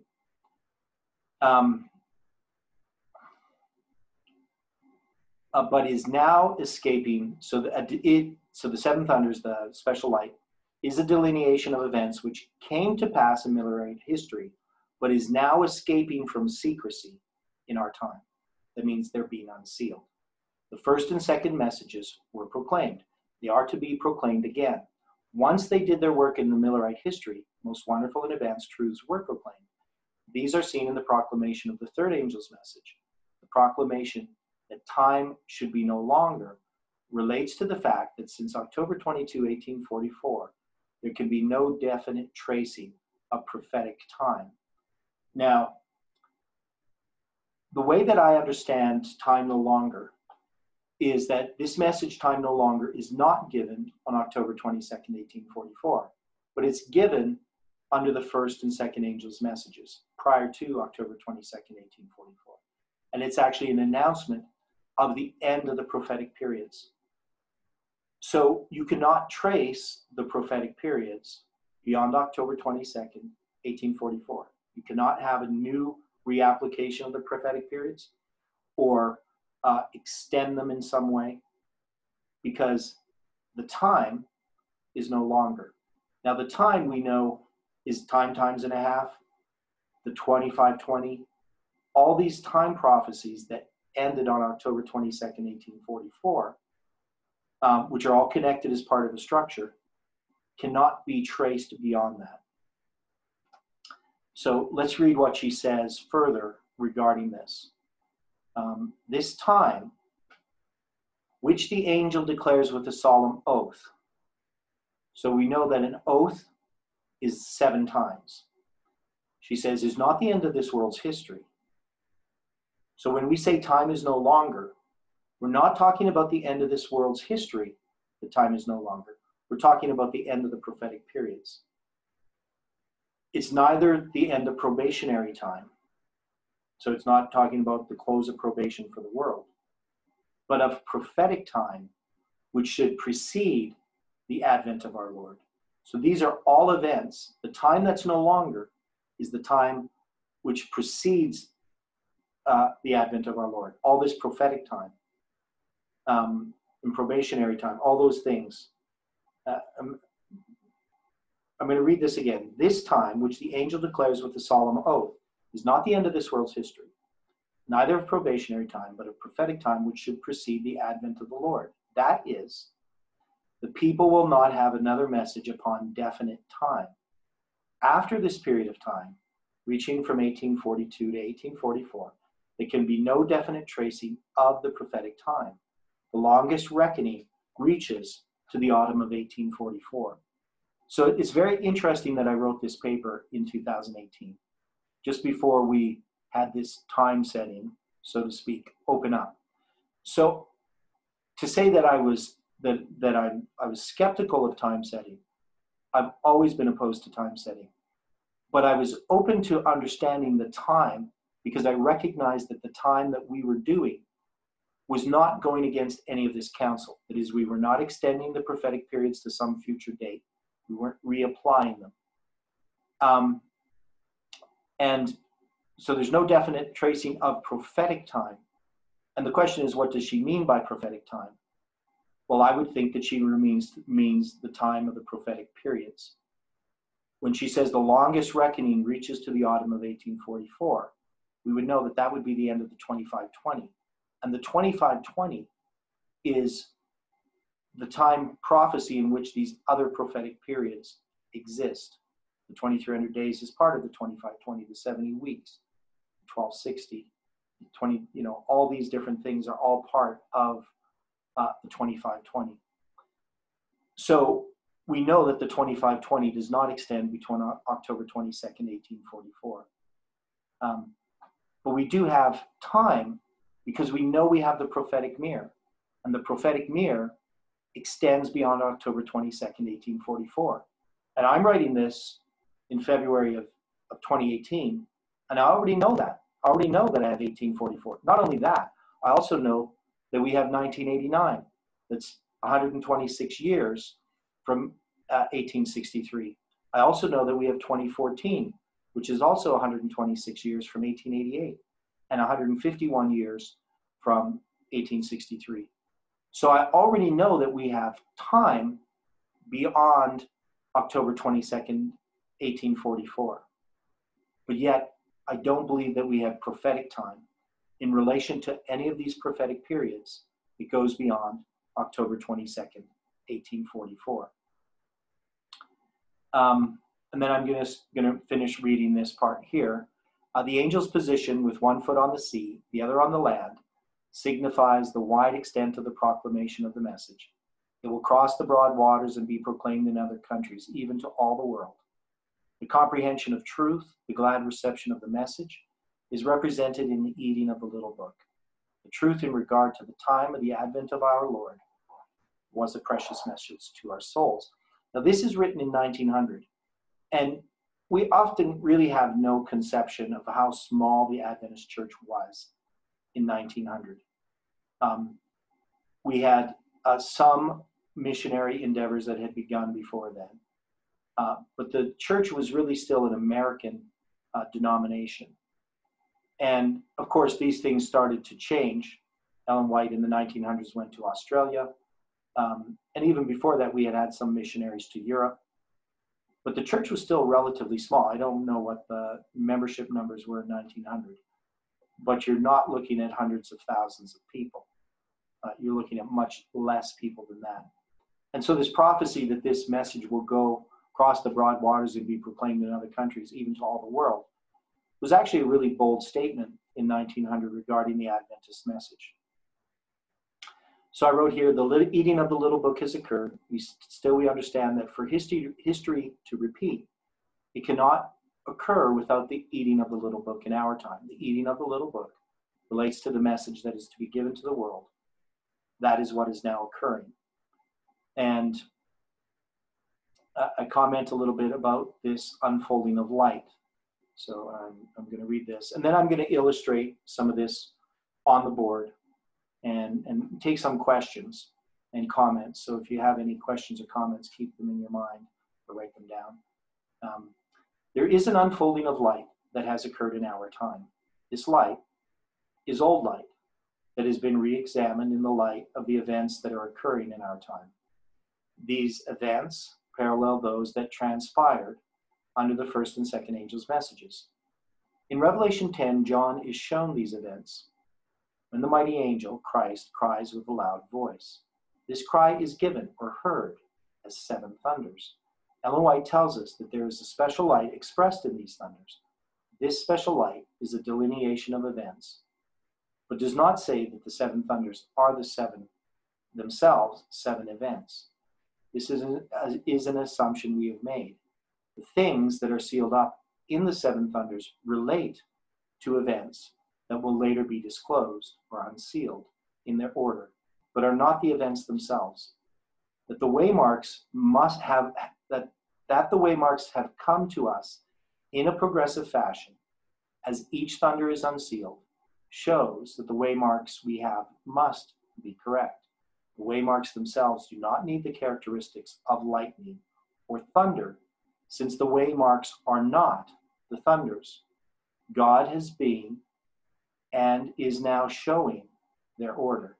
We are experiencing the repeat of the first and second angels' messages, but we are not experiencing the repeat of the thunders.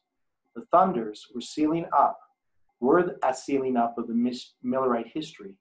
We are now experiencing the unsealing of that history.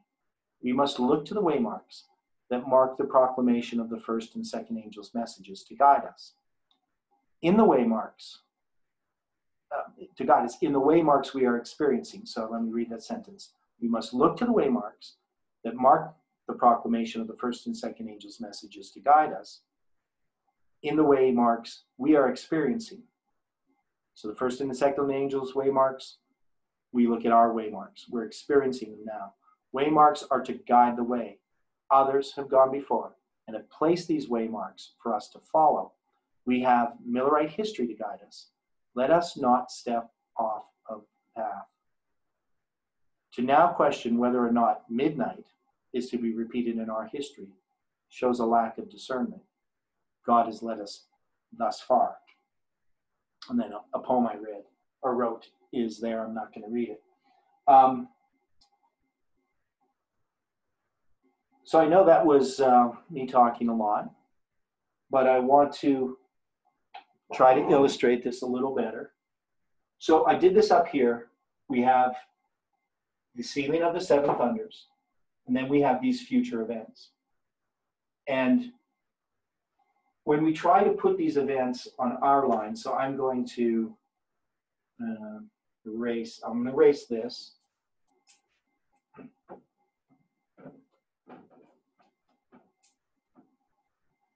To me, it doesn't make sense, and I'll erase this too, but it doesn't make sense to pick these 7 events and name them as thunders. We know that there are events in Millerite history that are unfolded, but those events are not 7 events. There isn't 7 thunders in Millerite history. There is a delineation of events in Millerite history that was expressed in the 7 thunders, because what the 7 thunders uttered relate to future events, which will be disclosed in their order. And so those future events are our future events, but they're connected to the events of Millerite history. So trying to figure out how to do this. Well, I'll look at our history here first. So we had 1989. And in 1989, we have the fulfillment of Daniel 11:40b. We have the time of the end. And this time of the end is going to relate to Millerite history, 1798. But in 1989, we did not have all of this understood, right? We didn't understand these lines. We're at the time of the end, and we're going to have an increase of knowledge, an increase of light, because we're in a period of darkness. So we get this darkness here. And we get this darkness here in 1798. So just as in 1798, we had this increase of light, increase of knowledge, we had the same thing happen in 1989. Now, we can look at Elder Jeff in 1989, and he can remember that this is when he began to study the lines of the delineation of events. He started to look at this in a very simple way, just started Bible studies. But he doesn't have a complete understanding of this, just like Miller does not understand in 1798. He doesn't have an understanding. But an event has occurred. In this event, it's Daniel 11, verse 40, A, and this event is Daniel 11, verse 40, B. So this is the king of the north and the king of the south in these battles. And the first time here, we know that the king of the south comes against the king of the north. And then here, the king of the north is going to come against the king of the south.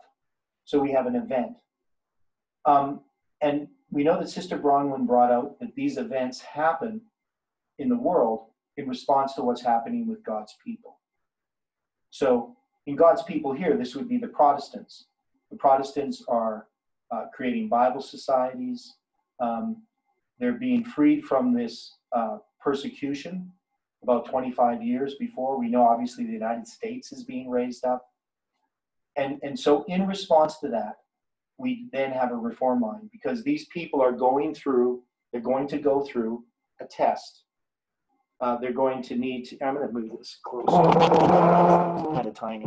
There we go. So these people are going to be going through a test.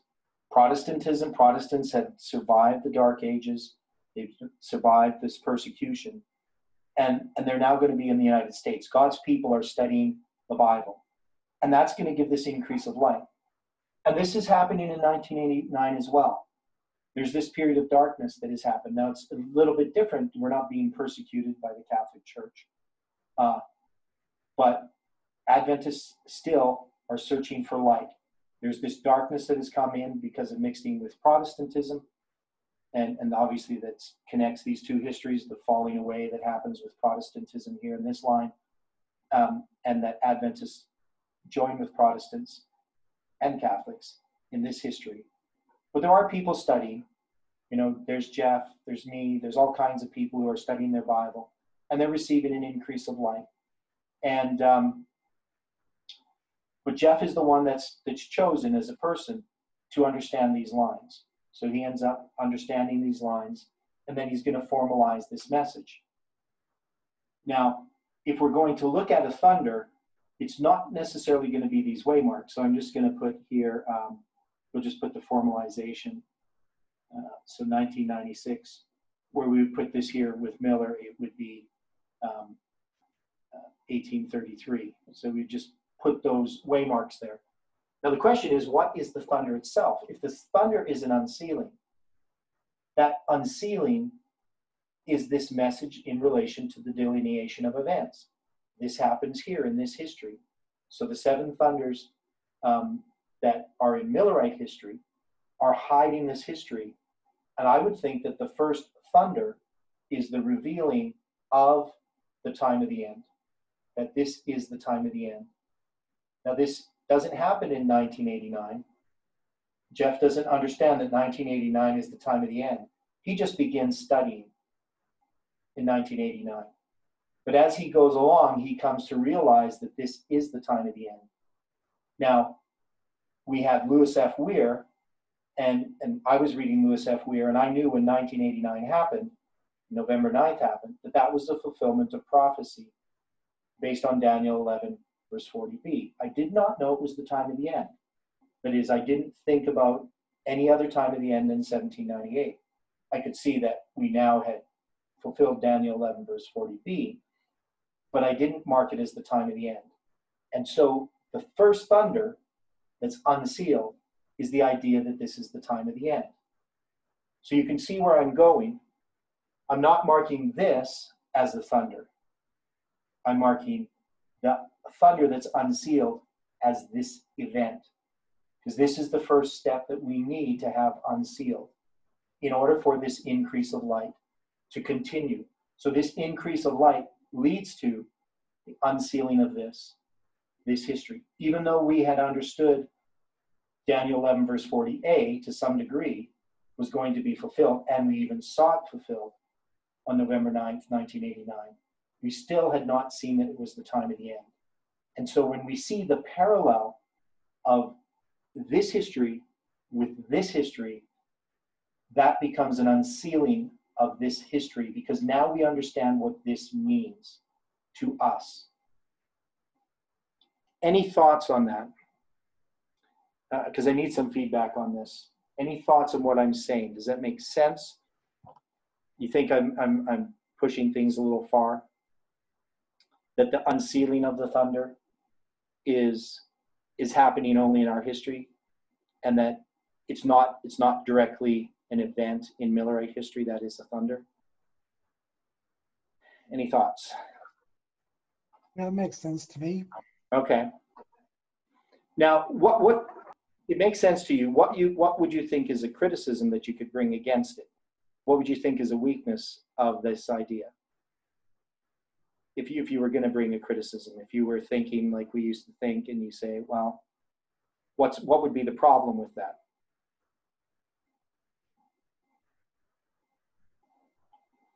I can't think of anything. What's that? I cannot think of anything. Okay. Well, I think the problem would be that we would then say, well, how do we mark these events as 7 events, right? Because if you look at our message, we have always marked 7 events. Even though they've changed, we've marked 7 events in Millerite history. So somebody could say, well, I'm saying that the 7 thunders are here and not here. But the thing is, those events parallel each other. So as this event unfolds, so if somebody was going to bring that argument, so I was hoping you would bring that argument, but if somebody was going to bring the argument and say, well, you know, you're minimizing these 7 events in Millerite history, you're saying there isn't 7 events. And I'm not saying that. I'm saying that these are events that happen in Millerite history, but the thunders themselves are not the events. The thunders are the unsealing of those events. And so when we have this understanding here in 1989, and we see the parallel to this, we then are now identifying this event in a way that we never identified it before, because we're identifying this event as connected to here, and we actually understand this event more, because new light always helps us to see old light more clearly. Part of the problem that we were having in trying early on to place these 7 events, these 7 thunders as we saw them, is that we had actually not passed through this history yet. There was no way that we could take Millerite history and understand what those events are in our line yet. So until we understand our line, until the 7 thunders are unsealed, we don't actually understand the events in Millerite history, right? And you can see that we didn't know about midnight. We didn't even really understand the midnight cry. We had placed things in the wrong place and the wrong emphasis because we didn't understand our history. And we didn't understand our history because our history had not happened yet. So until our history happens, the 7 thunders remain sealed. Even if we know about this history, you know, we could know all the events that happened, but we don't know the significance of those events. And we can see now in this movement, since I've been in it for 10 years, that what has happened is an unfolding of the significance of Millerite history in a huge way that Adventists never understood. You know, we used to read The Rise and, what was the book called? Jeff used to always sell. Anyway, it was by an Adventist scholar dealing with the history of the Millerite movement. I can't remember the title. But if you look in that book, which we used as sort of a textbook to understand. Damstig. Yeah, Damstig's book. We used it as a text, and it has a very partial understanding of Millerite history. There's lots of things he misses, lots of things he gets wrong. He gets lots right, you know. And also we have the book, The Midnight Cry, as well by Nickel. What's F.D. that? Nickel. F.D. Nickel. F.D. Nickel. And even then, you know, he misses details. You know, he gets lots of things right. He sees lots of things, but there is things, significant things, that they miss out on. You know, one is they don't understand Samuel Snow's letters, or even really Samuel Snow's role of what he is doing. And they often misunderstand how he is understanding these prophecies. And even the weaknesses that he has in his arguments often aren't understood. So we can see that our movement is an unfolding or an unsealing of Millerite history. That's what our movement is doing on one level. It's showing us Millerite history. And what we had done before is we had said, we're going to repeat Millerite history. So we would look at what we thought was Millerite history, and then we would try to match what is happening to us to this Millerite history. But the problem is we had no understanding of Millerite history. So how could we know where we are in Millerite history if we didn't even understand Millerite history? We didn't understand the first and second angels' messages. We didn't understand Samuel Snow's letters. We didn't understand the first disappointment. There's just so much we did not know. But as we pass through our history, we then come to understand this history. Now, we know that August 11th, 1840, even if you look at Jeff's early material, he doesn't focus on this. It's not until after 9/11 that we really grasp the significance of August 11th, 1840. And even then, the significance of August 11th, 1840 has massively unfolded in this movement in the last year and a half. So, and starting in 2015, this idea of what this represents has grown and grown and grown. And it even once we matched it with 9/11, we still had a paltry understanding of August 11th, 1840. So, but 9/11 unfolded. This becomes a thunder, if you want to look at it this way. 9/11, well, I put this backwards. No, I did that right. Yeah, this is wrong though. This is August 11th, 1840. This is 9/11. That makes much more sense. And so once we understand August 11th, 1840, we only understand it because of 9/11. We understood, and there were studies done on the woes and so forth, but the significance of this in relationship to the line wasn't actually understood until a few years after 9/11. So, in 1996, Jeff isn't looking at any parallel with Millerite history dealing with August 11th, 1840. He's not predicting 9/11. But as 9/11 occurs, this again becomes a thunder, right? And this becomes an event now that unlocks this event. Now, I don't think we'll be able to really get through all of this because I'm going to actually finish at 1:30. I'm not going to go till 2 o'clock on Sundays anymore because I work later. I work not long after I need to eat lunch. But we will address this as we go through and try to understand our lines better and also understand Millerite history better. And I think that is, as we'll start to come into this history and look at Samuel Snow's letters in relationship to the seven thunders of how this has been unfolding in our history and the prediction before midnight and all the other waymarks, Raphia, Panium, and then be able to see how these relate in a much stronger way to Millerite history. So we have these thunders being unsealed in our history. And I guess, we just haven't been aware of what we've been doing. We've been passing through history, but we haven't been able to really recognize why we're doing it. And I think this is extremely important as we approach July 18th to understand what it is we're doing, who we are. Because I think we've been mistaken about who we are in this history. And I don't really know how to describe it without going into long details, but this was a thing that puzzled me all along. Now, you know, of course, that 9/11 is also, and I'm just going to erase this here. So we have August 11th, 1840. But we also, 9/11 also marks April 19th, 1844. That is, these two waymarks are included in 9/11. And the way that we did that is we knew that this was the empowerment of the first angel.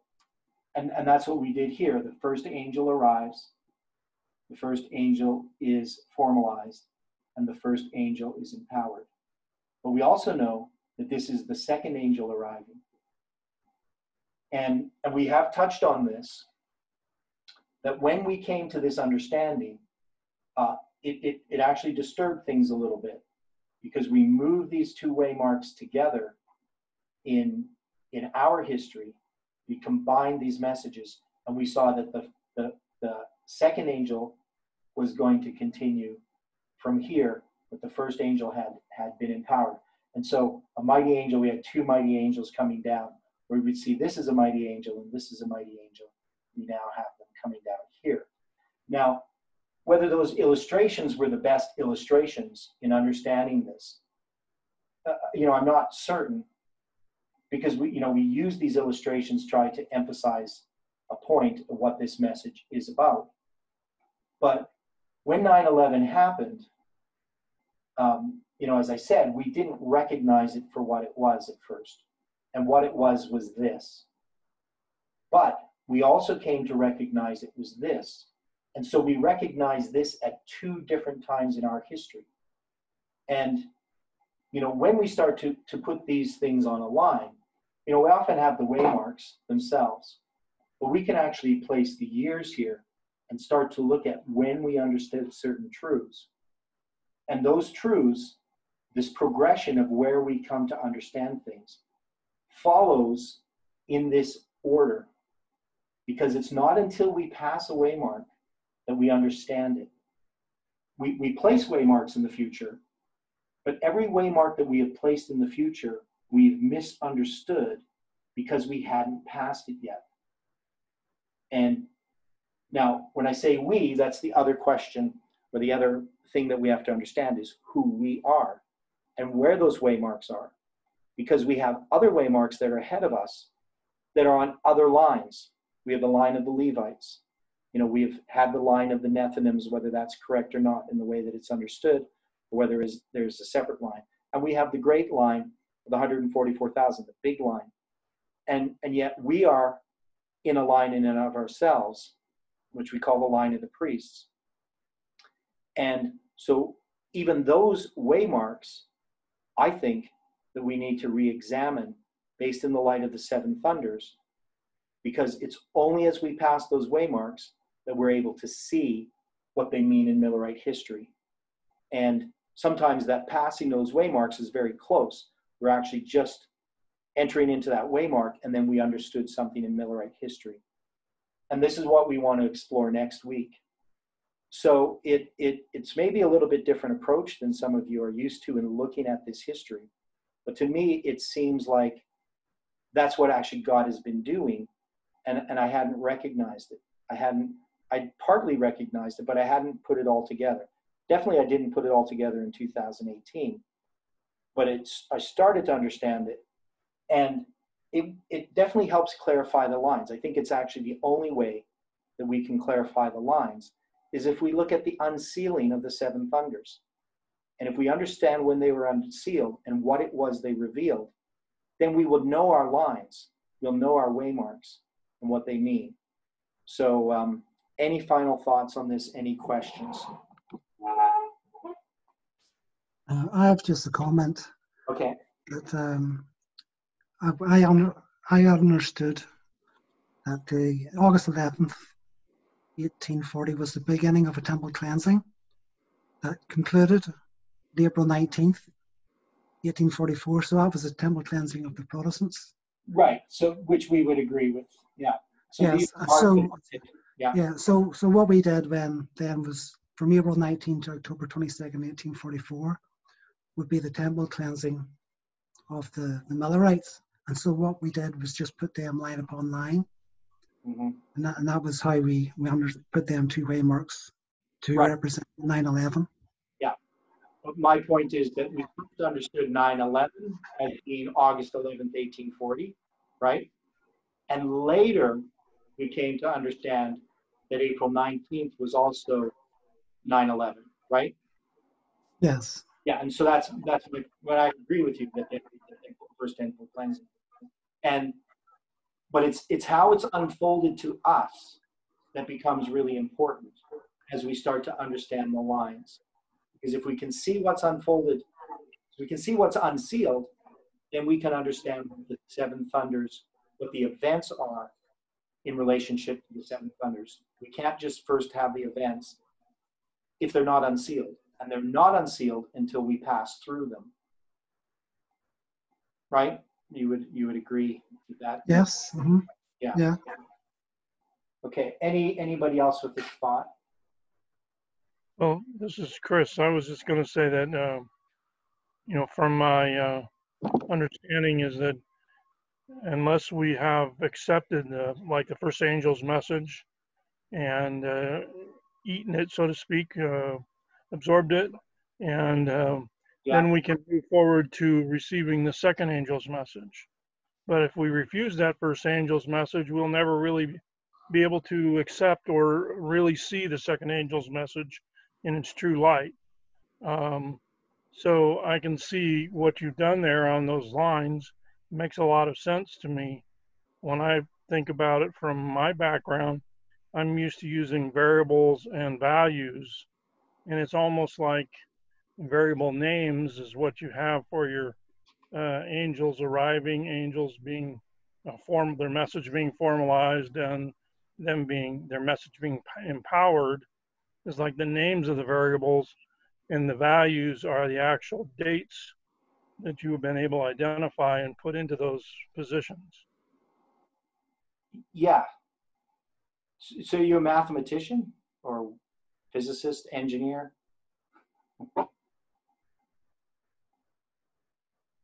Chris, what is it you do that you do these variables? Well, I've been in the IT field for 20 years. In the last 10 years, I've been an IT security engineer. Okay. And Beatrix is saying goodbye, and she left. Yeah, so that's very interesting. And I've done it. I've usually done that approach as well in understanding this, because I'm sort of mathematical. Okay. Anybody else with the comment before we close with prayer? I hope you can see where this is going and how it's going to unfold as we go through this. And I haven't looked at all the conclusions myself. So when I say this is what we're going to do, there's some things I'm not certain about. But I hope that together we can figure this out and come up with what the seven thunders are in a way that's consistent with this message as far as where we are now. And I think that pretty much we have almost unsealed all the seven thunders. We're probably in the seventh thunder on our line, but there's going to be more that we have to look at to try to understand that. Okay. So thanks, everyone. And we're going to close with prayer. Thank you. Dear Father in heaven, we thank you for the time that we had together this morning and this day. It's such a blessing to be able to share with others and to study things together. We know, Lord, that this is not ideal, but we're thankful for the time that we do have and the meetings that we have in order to share and study. And we pray for a blessing upon this video, for those that will watch it. Ask for a blessing for them. And we ask for your continued help as we study. Be with us till we meet again, many of us on Thursday for the meeting on Daniel 11. We're definitely going to need your help with that. And we thank you for all the things that you are doing. And the light that we have, we ask for strength and discernment to walk in that light. In Jesus' name we pray. Amen.